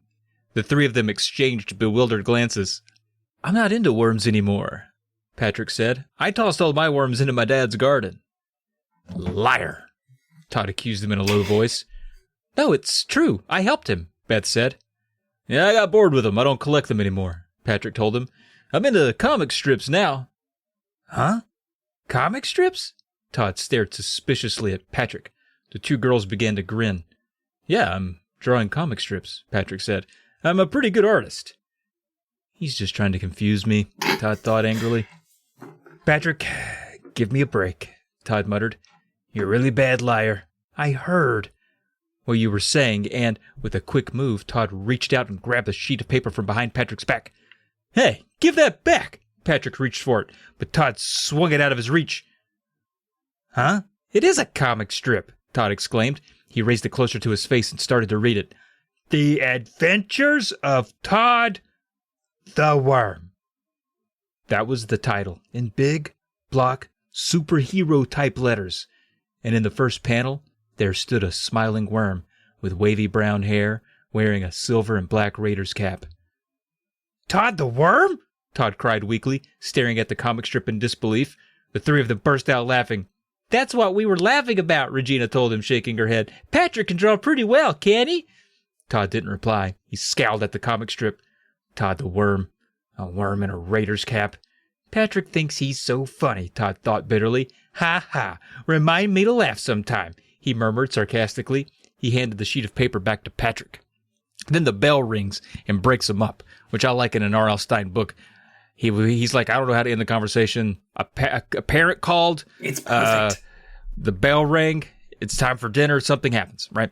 So it breaks them up. So on the way home, or later at home, Todd asks Regina about that peanut butter worm. He's like, sure you didn't put that worm in my goddamn peanut butter sandwich, Regina? Because that fucking sucked. I chewed up half of it. And it tasted sour. And she's like, no, I think that's super gross. And she really is insistent. She's like, I didn't do it, and that's disgusting. And then Todd kind of believes her. He's like, oh, shit, she was kind of convincing right there. Maybe it's not her. What is happening? Bum, bum, bum. Oh, fucking hell. Every time you have your section, I turn on my fan so I don't die of heat stroke and then mute myself. I forgot. That's what's going on. I forgot to do that order of operations. So, Todd's confused because Regina's a really good actor. Also, Regina does the thing that Kristen, I believe, did in Night of the Living Dummy, whereas like she went too far so that it made it harder to believe she was in on it. Like, Regina went a little too far each time, in terms of like, is this a prank she pulled on her brother? Like putting a worm in a peanut butter sandwich? That's gross. Like, while he does ruin their food with worms, he doesn't trick them into eating it, is what I guess is the line that he draws. But, I mean, that's just assuming that Regina was, in fact, the person, doing this. No, it's probably the evil worms. That's right. And I do love how we're like, he's such a fucking dumbass. He doesn't believe it's his sister. Even though we know what's going to happen in the rest of the book, this is a universe where that actually is possible. That's always the funny thing, reading a Goosebumps book and being like, yeah, this kid's a total shithead. Like, there's no way a ghost dog is digging holes in his backyard. It's like, no, actually, it could be. It really could be. Like, we're so... Could be, yeah. It's actually more likely to be that. Than any explanation that the kids are saying. So... they're digging for more worms behind second base because Todd's worms are disappearing, which is adding credence to the fact that, at the very least, it's his worms that are ones appearing everywhere. And they feel another earth coming from inside the house. Earth is shaking and rattling and rolling. And Danny starts getting worried because he's heard about these things called sinkholes, and they can eat a whole town if you're not careful, Todd. And Todd is just like, all right, science guru Danny, let's go. They get out of there before they get eaten by a giant sinkhole. Friday morning at school, 3 worms are in his backpack. I always do like seeing when the children start having like nervous breakdowns because like I like a little reality in my books. There's not enough reality. Yeah, did it cross your mind that he might be hallucinating the worms? No, actually. I was either willing to believe it was... I was fully on board that the worms were doing it. Because I was like... I didn't remember the fake out. I mean, that's fun, too. No, I never actually thought that he was going crazy. That's interesting.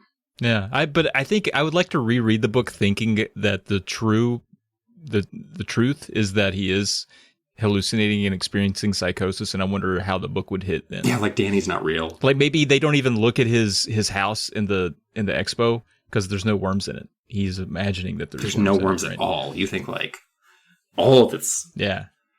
Then how is he going to school? I feel like the worms are real in that his sister was pranking him, but like the earthquake shit, that's all in his head. Because even the time that Patrick was there, we never hear Patrick talk about the earthquake. He never backs them up and is just like, yeah, I experienced an earthquake. Oh, like he never mentions it. So it's almost like he didn't actually experience the earthquake. So what? And Danny just plays along because it's his crazy friend.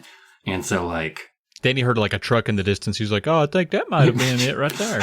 That might have been an earthquake. Ma, Tony rumbled extra hard. I heard a rumble. I like how we keep going back and forth with Danny being either like a dangerous redneck, a commonsensical redneck, or missing half a brain lobe redneck. Like he's easily slotted into either one of those roles of like, what kind of redneck do we need Danny to be now? But so Todd's starting to lose his marbles a little bit, so I'm going to read a bit of his mindset at this point. I'm going to stay calm, he decided. They're only worms, after all, and I like worms. I collect worms. I'm a worm expert. He returned to the building, frowning fretfully. If I'm such an expert, he asked himself, why can't I explain how the worms are following me everywhere? When he took out his math notebook an hour later, he found a mass of long purple worms crawling around near the binding and between the pages. The kids sitting near him saw them and started pointing and screaming. Todd, Mr. Hargrave, the math teacher, said sternly, I think we saw enough of your worms at the Science Expo. I know you're attached to them, but you have to bring them to math class. Everyone laughed. Todd could feel his face growing hot. Todd's saving them for lunch, Danny exclaimed from 2 rows behind him. Everyone laughed even harder. Thanks a bunch, Danny, Todd thought angrily. He scooped the worms up, carried them to the window, and lowered them to the ground. Later, in the lunchroom, Todd unwrapped his sandwich carefully. Peanut butter and jelly again. Danny leaned across the table, staring hard at the sandwich. Go ahead. Open it, he murmured. Todd hesitated, gripping the sandwich in both hands. How many worms would be crawling through the peanut butter this time? 2? 3? 10? Go ahead, Danny urged. What are you waiting for? Todd took a deep breath and held it. Then he slowly pulled apart the 2 slices of bread. Bum, bum, bum. No worm. Oh, We're good. That's a lot of build-up for We're good. no worm. Don't worry about it. Yeah, there wasn't no worm in it. Tard started to see. Tard started. It's hard to say.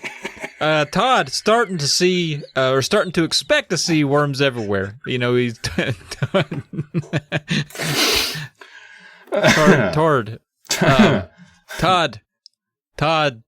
started expecting to see worms everywhere now. So this is where the psychosis is really kicking in. He decides he's going to go hang out with Danny. He's going to eat at Danny's place because this actually relaxes him a bit because he doesn't expect to see worms here because Danny doesn't have a collection of worms in his basement that can wriggle out and find their way into his sandwiches and whatnot. So, but here at Danny's house, Danny's parents are arguing while they're eating dinner, and that embarrasses the crap out of Danny. And Todd's, trying to not pass judgment in the moment, just trying to keep to himself. But also deep down, Todd's like, this is nice. No worms to worry about. He makes Danny hide the video game Worm Attack in the closet. He's like, why don't you put that away? All right, I'm taking a break on worms tonight. Why don't you go ahead and hide that in your closet there, Danny boy? And so after they eat dinner at Danny's parents argue, make everything weird. They head back home, or Todd heads back home to his house. Heads to bed around 11 o'clock. Lays down. This is where it gets a little weird. He immediately felt worms on his face. Immediately. Laid down, worms on his face. What? Of course, now he did put his face in the pillow. So it's not like he laid down and they fell off the ceiling onto his face. He buries his face in the pillow. He feels worms on his face. And he gets up. He's like, what the hell was that? Worms on my face. And he hits the light. And now he's got worms sticking to his pajamas from where he was laying in the bed. He looks and they're on the sheet. They're on the pillow. And I'm imagining because he laid on them, some are smushed up. They're wriggling. Yeah, Mom it's says gross. there's like some smushed ones on the bed sheet too. I think she says something like, "You're all gooey from the squished ones." I forget what she says. Yeah, dude. And so he screams, as you might do if you just laid into a bed of worms. And now he's cursing at Regina. It's the first thing that pops in his head is Regina's stupid smug grin. And Mom hears him screaming. She runs into the room. Todd, what's going on, Todd? And Todd pleads to her. He's like, you gotta make Regina stop. She's gone too far. I'm covered in worms. The worms are all over the place. And Mom puts her arm around him and she says, Todd, Regina isn't home. She's at Beth's. Bum, bum, bum. How could she have put them in there ahead of time? Impossible. I locked the door. So he returns the live ones to his giant tank in the basement. He's staring at them, thinking about it. He decides he's got to try something, right? Like if it's not Regina. So he leans over the tank and decides to start talking to his little friends. Hey, guys. Todd called down to them, lowering his face over the top of the glass aquarium. Hey, guys, can you hear me? He had never talked to his worms before, and he felt very uncomfortable talking to them now, as he should. But he was desperate. Listen, guys, I'm really sorry, Todd said, speaking softly. He didn't want his voice to carry upstairs. If his mom or dad heard him talking to the worms, they'd know he had totally lost it. I'm really sorry about what happened, he told them. I mean, about cutting that one in half. It'll never happen again. I promise. Leaning over the tank, he stared down to the dirt. The worms didn't seem to be paying any attention to him. 2 of them were crawling against one of the glass walls. Another was burrowing into the dirt. Into his soul. So do you think you can stop following me around? Todd continued, giving it one last try. I mean, I don't want to get rid of you all. I've been collecting worms for a long time, but if you keep this up, well, you all have to go. Todd lifted his head out and stood up straight. I can't believe I just did that, he thought. Maybe I am totally nuts. He glanced quickly around the basement, expecting Regina and his parents to pop out from behind the furnace, crying, April Fool, you little shit! Eat them worms! But no one else was down there. Luckily, no one had seen him actually pleading with the worms. Oh, he's down to some dire straits. A little concerning about talking to worms and everything. He goes back upstairs. His mom's like, what took so long? He's like, oh, just talking to my worms and stuff. And she's like, change your sheets. Why don't you go take a bath or something? And he's just like, no, I'm too tired. I'm just going to go to bed. I'll take a bath in the morning. He's like, okay, that's disgusting, but whatever. Fine, whatever. That was the part I was going to bring up, was like, she should make him take a fucking bath. He's covered in worm guts. Yeah. It would relax the poor kid. He's losing his mind. But she's just like, yep, you're a gross little weirdo. Get in the bed. I'm tired too, because it's fucking probably 9 p.m. Like it was 11 when he went to bed, so it's like 11:15. He went to bed at 11? He did. It was late for. Oh, that's late for a little worm boy. So he decides he's gonna take a hot bath, and I'm just gonna read this next sequence because why not? So he hops into bed. He tries to sleep. Turns around back and like trying to get to bed. Realizes he can't get to sleep. Maybe he should take a bath. It would relax him. Now that you've soiled your blankets with your worm juice. You're just disgusting, wormy body. Todd the worm boy covered in worm boys. Like, that's what Todd right now. So, he decides maybe he should get a hot bath after all. When the water was nearly to the top, he pulled off his pajamas. He lowered himself into the steamy water. I hate making sounds so much in these fucking books. I want to start one line down. I'm literally going to skip a paragraph so I don't have to try and do that for 30 minutes. This was a good idea, he told himself, resting his head against the back of the tub. He smiled and shut his eyes. Just what I needed. A soft splash made Todd open his eyes and glance at the faucet. Had he forgotten to turn it off? Another splash. Fuck. God damn it. Todd.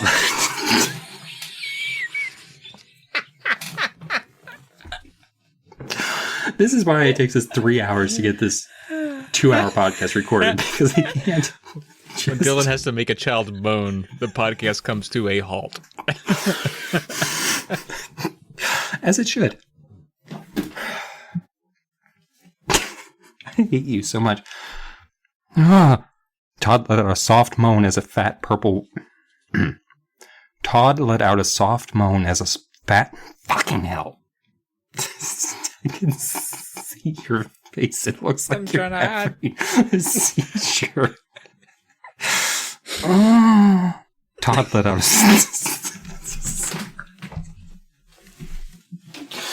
All right. I was really going to try hard this time to not derail the podcast every 20 minutes. Oh, man. Todd let out a soft moan as a fat purple worm slid out of the faucet and hit the water. Oh, no! Splash. Another worm dropped from the faucet. Then 2 more. They hit the surface of the water and plunged to the tub bottom just past Todd's feet. Hey! He pulled his feet away and drew himself up to a sitting position. What's going on? As Todd stared in horror, brown and purple worms tumbled from the faucet 3 and 4 at a time, splashing into the tub. He raised his eyes to see more worms sliding down the tile wall, plopping in the water, onto his legs, onto his shoulders. No! He struggled to climb out, trying to push himself to his feet with both hands. But the tub bottom was covered with wriggling, swimming, slithering worms, and his hands kept slipping out from under him. Help! Breathing hard, he managed to climb to his knees. Worms clung to his back, his shoulders. He could feel them crawling over his hot, wet skin. More worms tumbled down the wall. They seemed to be raining from the ceiling. More and more poured out of the faucet. They turned the entire tub into a seething, wriggling sea of brown and purple. Help! Somebody! Todd shouted, but the worms were pulling him now, pulling him down. He could feel their wet grasp, hundreds of tiny prickles as they held him tightly and tugged him down, down into the churning water. They plopped onto his head, crawled over his face, dangled from his quivering shoulders. Covered him, and continued to rain down, to pour down, and pull him down with them, into the wriggling dark sea of warm, wet worms. Bum, bum, bum. Bum indeed, dude. Todd calls for help. He's like, please, somebody help me. Got a bit of a worm situation, a brewing up here in the bathroom.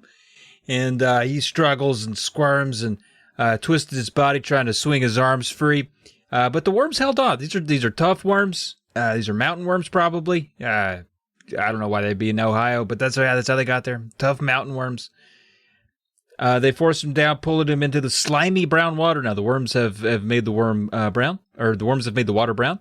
And more worms rained down, curling and uncurling as they slid down the wall, dropping from the ceiling and poured from the faucet. It's like the when you stomp grapes in a wine and you make wine, like in a winery and stuff. It's like you stomp worms in the tub. Like that. I mean, he's scrabbling all over these worms, so it's probably like...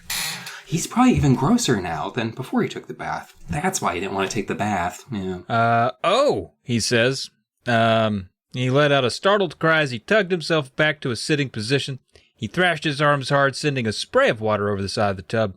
And he blinked once, twice, couple blinks there, and the worms disappeared. All of them. His mouth dropped open as he gazed into the tub. The ceiling light reflected in the clear water. So Todd's like, well, was that a dream? Or are these worms fucking with me? Are these worms fooling? Did they do a magic trick? No, it was a disgusting dream. Looks like I fell asleep in the tub. Pretty dangerous, Todd. You don't want to fall asleep in the tub. That's how you drown. Thank God you didn't this time, but that'd be a warning to you. So he gets out of the wormless tub and gets dressed, heads back to his bed. He's thinking about how those worms could be escaping from the tank. He has an idea. But his idea means that he has to wait until Sunday night to try it out. So he falls asleep. Now, the rest of the weekend was pretty wormless. Thank God. He had to go on a family trip with his family to go see his cousins. Not a lot of worms going on at the cousin place. Sunday was kind of laid back for the most part during the day.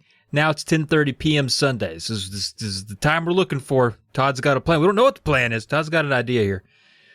So at 10:30 p.m. Sunday night, Regina heads on to bed.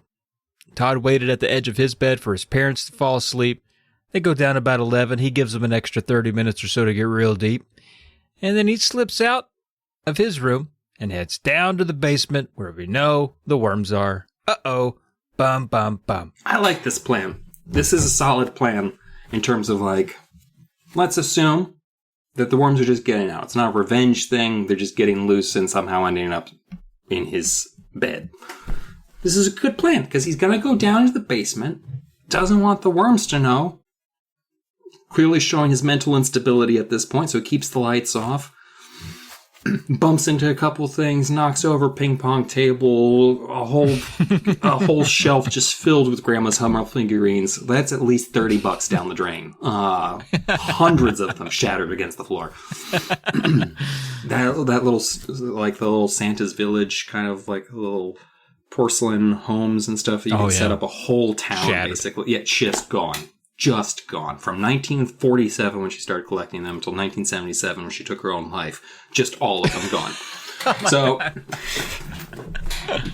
Dylan. Yeah, I just put that in there. So, he sits on a stool and he just stares at the tank and waits for something to happen. Keep in mind, kids, this took place in 1994. Unlikely to have a video recording device on his person. So, I gotta use the old peepers. But then, he hears creaking on the footsteps. And this is where I'm like, this is an even better plan, because now we could tell who's coming to steal the fucking worms. Yep. Someone's coming down. It's definitely not worm steps. He knows what those sounds like, and this is definitely not worm steps. So he hides behind a beam, and he's just looking around, doing old Scooby-Doo in the gang, like looking around the corner, waiting to see who it was, who is taking these worms. Obviously a big old fat lard ass, so it's gotta be Regina, right? Bum, bum, bum. It's Dad. It'd be funny if it were Danny. Danny's like, did I win again? No, it's Dad. Danny, this isn't your house. We've talked about this. My parents said no. Like, we can't take you in. Your parents are still alive, and they're violent. Look at you down there, Todd, looking at your own worms. It's Dad. Oh. And Todd goes, and Dad's got a baseball bat. And Todd's like, Dad, what are you doing down here? And Dad's like, Todd, what are you doing down here? You pulling your worm, boy?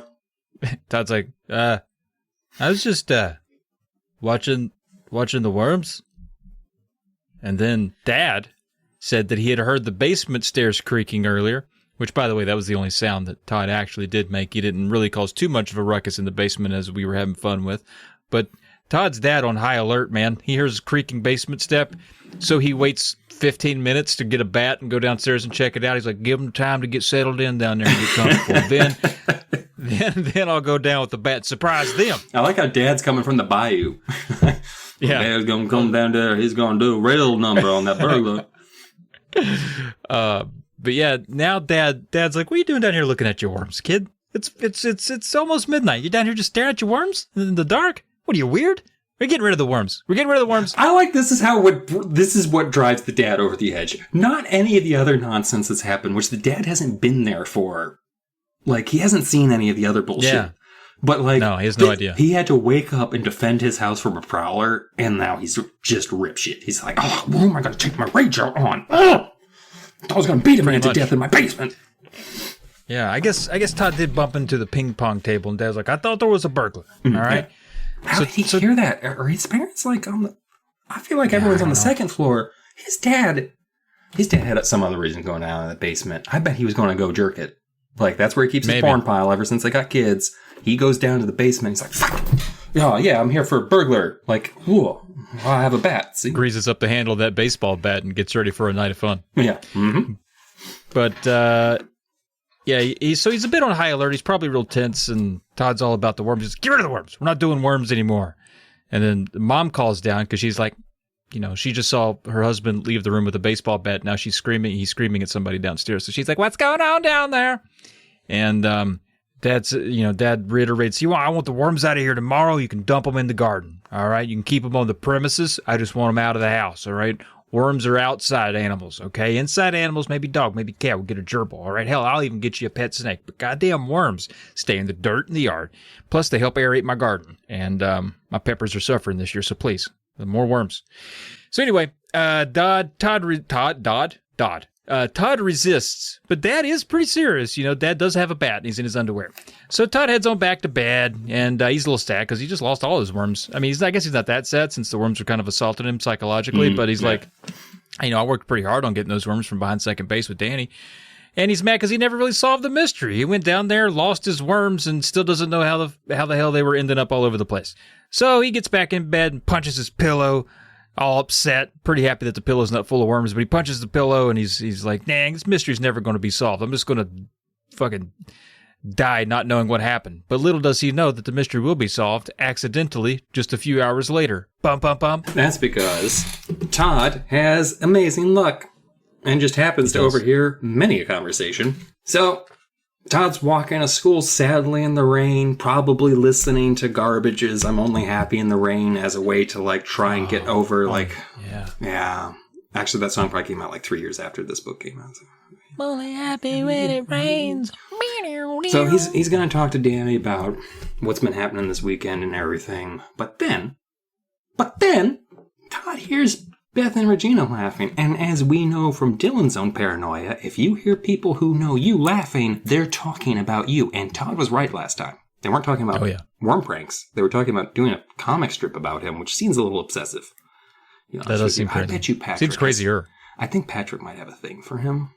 Because Patrick is trying real hard to be friends with him at the science fair. It's true, yeah, you're right. Anyway, this is what Todd overhears. Around the corner from the two girls, Danny and Todd stood listening in shock. Neither of them moved a muscle. Todd's mouth had dropped open. He could feel his face growing red hot. So today's the last day? Beth was saying. Did you put any worms in his stuff today? Only 2, Regina replied. Mom gave him a thermos of hot vegetable soup since it's such a nasty day, so I ruined it so he can't drink it. Oh, sorry, that's not what she said. I dropped one in the thermos, and I slipped one into his jacket pocket. He's on his way to school. He probably stuck his hand in and found my little surprise. Both girls laughed again. And he never guessed it was you the whole time? Beth asked Regina. He guessed, Regina replied. But I'm such a good actress, I acted shocked and totally grossed out. Pretty soon, he didn't know what to think. They laughed some more. Then Todd heard them head the other way down the hall. He turned to find Danny staring at him. Todd, do you believe it? It was your sister the whole time. I knew it, Todd lied, trying to sound casual. I knew it was Regina. Well, what are you going to do? Danny demanded, still staring hard at Todd. Get revenge, of course, Todd replied quickly. Revenge? How? His friend asked. I'm not sure, Todd told him. I just know it's going to take a lot of worms. Bum, bum, bum. Oh, yeah, it's going to take a whole lot of worms. The rain has finally stopped, and you know when the rain stops, those worms, they come up to the top because they're like, is there more rain to be had? Is there a little more, please? But there's not, you stupid worms. The rain is over. But they come to the top anyway, and Todd's excited to get out there and dig up those stupid rain-seeking perverted worms. And he and Danny, they had to stay late anyway to clean up their glue fight from earlier. So no one around to interrupt the festivities of being behind second base with your best bro and a shovel putting worms in a bucket. Also, I like how they describe it as just like, there's no way it could have been avoided. They got caught at having a glue fight. It's like, you little fucks. Like, I love how they're still like in the middle of this, like, we need to get the darkest revenge with worms. But in the middle of it, they're still 11-year-old boys who are like, glue fight? Oh, fuck. Pretty much, yeah. I imagine it was like 1 second to the other, too. That's exactly how it happened. Like, there was no build-up. It was just like, but first, a glue fight, and then we'll go do worms. Yeah. What is a glue fight in 6th grade anyway? Are they shoving, like, just sticks of glue sticks, like, just drawing them on each other's faces? Because that's all... I just imagine them just spurting Elmers across the room. Oh, well, spurting Elmers is probably what they call the other thing they do behind second base. Hey, you want to go spurt some Elmers? Danny, we're 26 now. Like, we have a relationship. Stop calling us spurting Elmers. Spurting Elmers is the best thing I've ever said.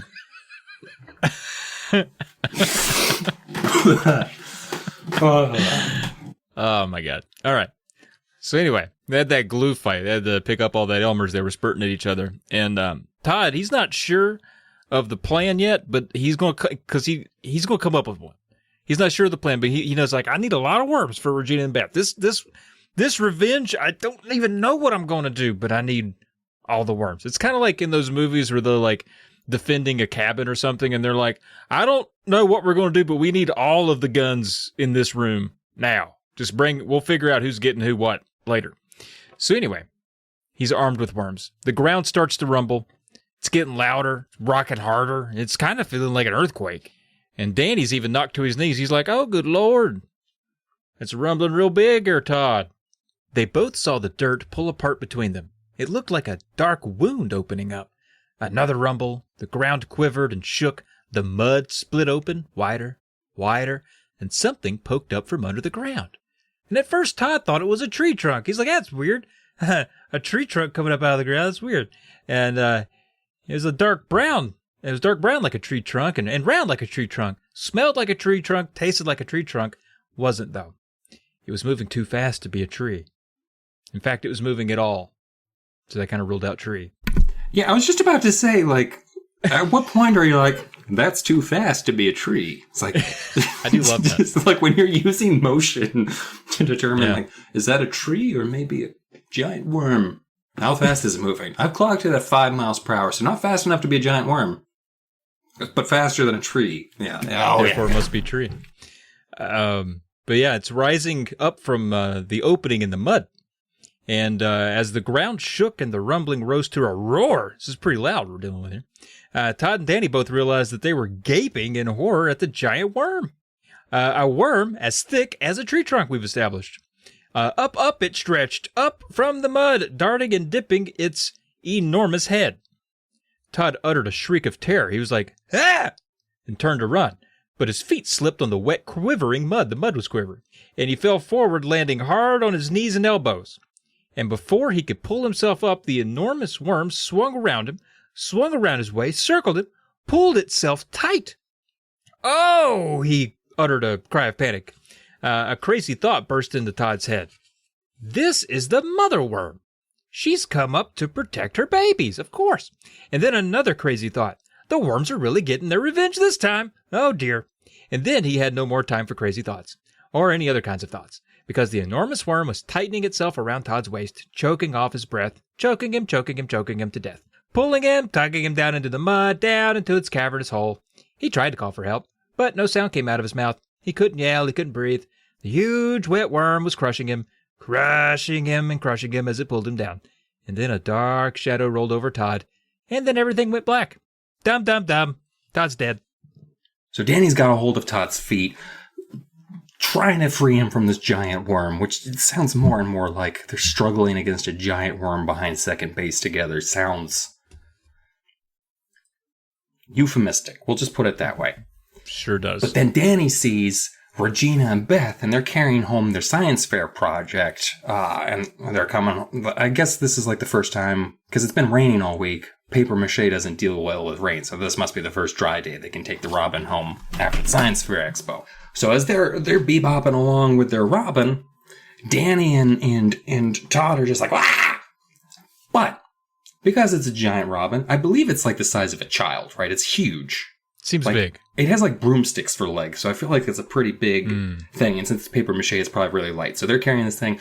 But Todd notices that what looks like the shadow of a giant bird seems to be hopping towards them. And the worm is just like, oh, GTFO. I know there's giant birds in here. Goodbye. And leaves. It just books it out of there. Because I guess worms aren't very smart. So like, I guess if it's the basic processing is like, big worm, big bird, bye. And so it goes away. So Beth and Regina do save Todd and Danny from certain fate. I'm going to say this right now, before we're even done with the book. I liked the giant bird was carried away, the giant worm. It was kind of neat. Did you like it because did you kind of forget about the bird for a while? At this point, I did. Like, by this point, but every time they mentioned it, I was like, that bird's going to fucking come back. It's a book about worms. But I had actually legitimately forgotten that the bird was a thing until this point. And I had read the book before. This was one I read as a kid. I knew the ending. But I'd forgotten about it. And then I was like, yeah, here comes a bird shadow. Boop, boop, boop. Like, it's so much better than the hamster wheel ending or even the paper mache head from Beth and Carly, or Beth and Carly, Carly Beth and Haunted Mask.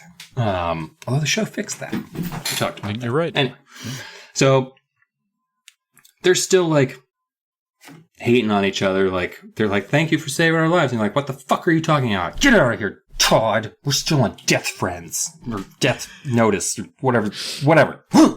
So once Todd gets home, he dumps all the worms into his backyard because he's like, that's what his dad told him to do. All the worms are gone. He gives up on the whole worm thing because he's like, okay, yeah, the worms are legitimately pissed off at me. I mean, he's been stealing worms from this mama worm for like years, it sounds like. He and Danny just go out to that one spot and keep stealing baby worms from this mama. So it wasn't even cutting them in half. Although the first time she gets mad is when Danny kills that worm. Also, as a damn nigh professional Little League baseball player as a kid, I'm a little upset they're fucking up the baseball field, digging holes out in the outfield. What are you doing? That's okay. The janitor will fix it every day. He has to go back out there, re-rake the field. It's just like, the fucking kids. Months pass. Like, there actually is like a time passes moment at the end of this. And like, Danny stops by one day. So you had to get rid of all the worms, huh, Todd? And Todd's like, yep, but I've got a new hobby. It's great. This time I kill butterflies. And here's my butterfly collection. Bow. He even says, I've got a couple of great monarchs you should look at. Endangered species. You can't actually kill monarchs. That's against the law. They're protected species. So Todd is now, he's graduated to murder. He was collecting, but now we're seeing what people in a certain field would call escalation. So now his collection involves the capture and murder and then posing of his specimens. So I'm just seeing a pretty basic escalation path and what Todd's interested in. I'm just saying. Man, I'm sweating like a hog in here. So, Danny's just like, well, I guess that's okay. And Regina's super excited because it's not icky and gross like worms, so he can murder all the butterflies he wants. And Danny's just like, I like you secretly in my journal.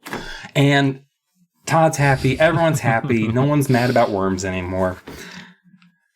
And one day, Todd's sitting at his desk, spearing more butterflies and jerking off at the same time while he's doing it, when he hears a fluttering at his window. Good luck editing that out, Travis. There's a fluttering at his window. He's like, oh, motherfucker. And like, I feel like Todd should have seen this coming, right? Like, Yeah. all he was doing was collecting worms, and nature got mad at him. Now he's chloroforming them, capturing beautiful whip butterflies, smothering them, and then pinning. So anyway, here's the fluttering at his window. But I suppose his idea is that, the curse wouldn't be that he would find living butterflies everywhere. At least they'd be dead. Oh yeah, that's true. If they did start swarming him, it would be like, not the butterflies. Well, except it turns out they're armed, because he hears something fluttering out the window. He looks out and there's a giant butterfly holding a silver pin in one of its 6 legs. And Todd's reaction, I'm going to read this reaction for you. In fact, I'm just going to read the whole last bit here, because I know Travis lost the last page of his book. So I did. But let me bring that up while you're looking for your spot. I got to the end of the book taking happy notes on what was going on. I get to the very end. My last goddamn page ripped out. Couldn't even finish. I had to text Dylan and say, what happened at the end, man? We're about to find out. And then I legally copied it and sent it to you. Yeah, I appreciate that. Everyone was happy about Todd's new hobby, especially Regina. There were no more cruel practical jokes played in the Barstow house. Then, one night, Todd gazed up from his work table and uttered a horrified cry as he saw the big creature fluttering toward him. An enormous butterfly, as big as a bedsheet, carrying an enormous silver pin. What are you gonna do? Todd cried. There, that's bad. So Todd's a moron. Yeah, he died from butterfly murder. Butterfly revenge murder. Butter. I can't think of it. Murder. Butter murder. Murder fly. Murder. Whatever. Fuck. He's dead. He get pinned. He's definitely dead, right? It's not like the butterflies there. Yeah, be like, I think so. I'm going to add myself to your Oh, God. That's the only other option is the butterfly's like, I want to add myself to your collection, and then pins itself to his wall. And then What? Also, big as a bed sheet? That's not as big as I was thinking originally. I feel like he could take it. Like in a 1-to-1 against a giant butterfly? Are you thinking all of it is that includes wingspan? I'm assuming wingspan, because why describe it as a bed sheet? Like I would describe the body as being like as long as 2 cars or whatever. But if the wings are only as big as a bed sheet, that means the central body's not that big. He could probably get a couple jabs and get out of there. I think so. Yeah. No, I think you're Rip right. its tongue right out of its head. Oh, bum bum bum. Oh, that's the end. That wraps it up there. That's Go Eat Worms. Only one worm is eaten the entire time. Well, half. What? Half a worm. What did you think of this one? I'm conflicted. While we were reading this, I was thinking about like the books that we read in prior seasons that this reminds me of. And they're both books that I think are my all-time favorites. So it does remind me a lot of Night of the Living Dummy, which the more I think about it, the more I love that book. Like the twin thing that happens through like half the book and then it turns into evil dummies. Like, oh, like this feels very much like that. Or like, You Can't Scare Me. This is kind of like You Can't Scare Me for me, where it's just like, I kind of enjoyed the kind of goofiness of the ride. And I liked the ending. Like, this one stuck the ending for me, if you'll pardon the butterfly pinning thing, where like, I actually really did like the giant robin thing as being the thing that scares away the worm. Like, it's stupid, but so is a giant worm killing this kid. And so why not have an equally ludicrous, but well, like it was placed throughout the book well. Like there's a reason for it to exist. Like, again, going back to the Monster Blood 2, when there just happens to be an art show for the town in the school gymnasium that Evan's dad also has put in there that also happens to be the size of a giant hamster wheel, beggared belief. Like, even for a Goosebumps book. But this made sense. It's a science fair, expo, where they're making animals, I guess, or demonstrating that they know what science is, rudimentarily, which is nature, I guess. That's what they think science is. Science equals nature. Which isn't true. But, I don't know, I really enjoyed it. Like, because when I stop enjoying them is when I stop like when it takes a shortcut, like the expiration date on the monster blood. Yeah. That bothers me more than like this was set up well for me. And I liked how the ending mirrored the beginning, where the beginning was very kind of like setting the scene. Like the way that it ended with there are no more cruel practical jokes played in the Barstow house. Like, again, kind of follows in that kind of very pulpy, like, thing. I feel like it's a very, like, it's a complete package. Like, I feel like it is what it is from beginning to end. And I like, it's a goofy, weird book about some obnoxious children who like worms too much. Yeah, it was kind of his vehicle, I think, to put some gross worm stuff into a book. This is maybe the best way he could have done it. I mean, we got our bathtub scene. We got stuff, in his bed. We got it in the sandwich. We didn't get the spaghetti, but we got mention of spaghetti, So I think he exercised the worm gore a bit. In the worms in the bed and in his hat, like feeling like, yeah. Because worms are very wet, and just, it wasn't when I was thinking about, like, oh, he's going to have to go fucking wash his hair now. Like, it's going to be, I know, but when he got back in the bed, I was like, dude, fuck. Oh, I wasn't even thinking about that. I was thinking when he was getting ready to go to school, and he put the worms that were in his hat on his head. It's like, you're going to need to rinse your head off, dude. He's like, nah, I'm going to go to school. I'm gross. Yeah, little wormy boy. But yeah, also too interesting, I guess, his sister was the culprit in a lot of the worm pranks. And what was really driving him toward the big worm was always his revenge. So, like, he was kind of putting himself in danger because he was hell-bent on either having the best worm thing at school or trying to get back at his sister. So he kept putting himself back where this giant worm lived. So it was all his fault, really, for the predicament he found himself in at the end, which I thought was interesting. And then, yeah, the Robin thing was fun.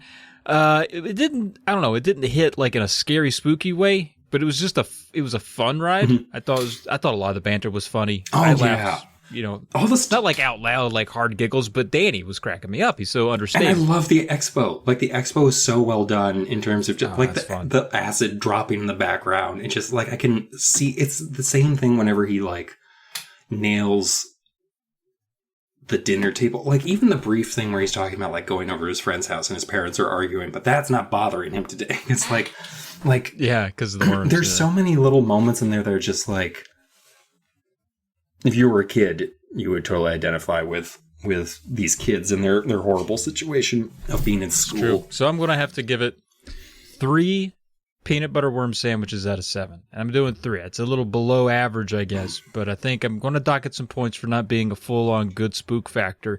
But I did like the ride. 3 I might regret 3 later, might feel like it's low, but I was between 3 and 4. And I got high hopes for this season, so I'm going to aim low and go 3. I'm going to give this 4 out of 6 worm pieces. So, okay. 3 dead worms. A total of 6 pieces. 4 of those pieces I'm including in my rating thing. Like, it's not perfect. Like, that's why I hate the, like, 4 out of 5 stars. I feel so restrictive, so I'm going to boost it out a little bit. Or half stars on Goodreads. Why won't Goodreads give a half-star rating system? Let them have a half. Let me have a half. I need it. There's so many times, I don't want to give every book I read 4 stars. I want to give a lot of 3.5 stars, to be honest with you, and a lot of 4.5 stars.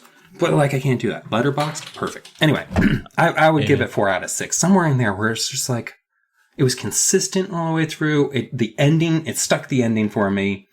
It went in a good direction with the murder ending where the kid at the end is like, of course it's butterflies. And of course he's going to get killed by a butterfly. Like, that makes perfect sense. But it's even more absurd. Like, it's an even more, like, that's what I love, is he ratcheted up the absurdity of it by having a fucking butterfly visit him with a pin. Just like, it's not just here, like, drag him underground. It's like, oh no, I'm going to collect you. You should see my little boy collection. Just like, oh, God. Yeah. But yeah, so yeah, 3 out of 7 for me, 4 out of 6 for you. Not too bad. Back cover of the book says, you read that, I guess, at the end of last season, says Todd finds a worm in his spaghetti. No such scene occurs in the book, but apparently it does in the TV adaptation. So spoiler there for the TV adaptation. But if you wanted your spaghetti worms, that's where you got to get them.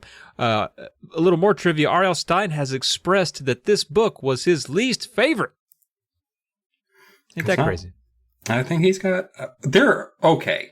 We have read worse books than this up to this point. Oh, yeah. Maybe he means of ones he wrote, because I'm pretty sure the ghostwriter wrote the B book. Pretty sure. We don't want to talk about the B book. Yeah, but I do feel this feels like it's got R.L. Stine all over it, though. I never once thought ghostwriter. Yeah. The only thing that I thought could point this as being a ghost-written book is the fact that the beginning sounds like a setup plot. Like he's just like, all right, here's the setup. 2.5 pages, boom, and gives it to the ghostwriter, where it's literally like, Todd likes to scare people with worms. Their name's the Barstows. This is the house. This is his sister. Here's his best friend. Here's her best friend.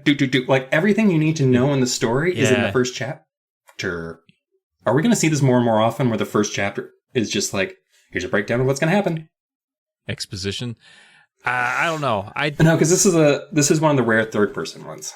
Yeah, apparently that's the other bit of trivia. This is one of the few written in third person, and potentially the last one. Do the Monster Blood ones switch to first? Because those still were third person, right? I don't know. We have one coming this season, Monster Blood 3, coming to a home near you. But that's it. So it's good to be back on the horn. Love doing the Goosebumps podcast. We've got a big season ahead of us here. We're starting out eating worms. I feel like we did all right. It was, it's a pretty good start to the season. A little bit of worm action. I mean, last season started with Haunted Mask, which is... That's a pretty strong start. I thought so. Was that number 11? I mean, I'd believe you if it were true. It was. I mean, I'm definitely the person that knows all the titles and character names and everything. So yeah, you've been doing better than me lately. But yeah, you are correct. So Haunted Mask, that was a strong start. That was such a good episode of the show too. I'm sorry, but that was. I was. They did such a good job actually at it adapting. Anyway. Yeah, I haven't checked our inbox in a while, but folks, if you would like to send us an email, give us a reason to check it, you can email the show. We Got Goosebumps Podcast at gmail.com. It's not just We Got Goosebumps. It's We Got Goosebumps Podcast at gmail.com. And when you're done typing that out, you can also try to find us over on Twitter at Say Cheese and Pod. That's where you can send some show updates there. Try to get involved with the community a little bit. You can also support the show and our whole network of shows over on Patreon. You can do that. Head on over to patreon.com/polykill. That'll give you access to the whole Polymedia network. And you can chip in however you'd like. Join the Discord, get early episodes of shows, including this one. And now, Dylan, very early in season 3, but I'd like to know. I'd like a little teaser for episode 22, if you don't mind. Jerry can't wait to explore the dark, spooky old cave he found down by the beach. Then the other kids tell him a story. Story about a ghost who lives deep inside the cave. A ghost who is 300 years old. A ghost who comes out when the moon is full. A ghost who is haunting the beach. Just another stupid ghost story. Right?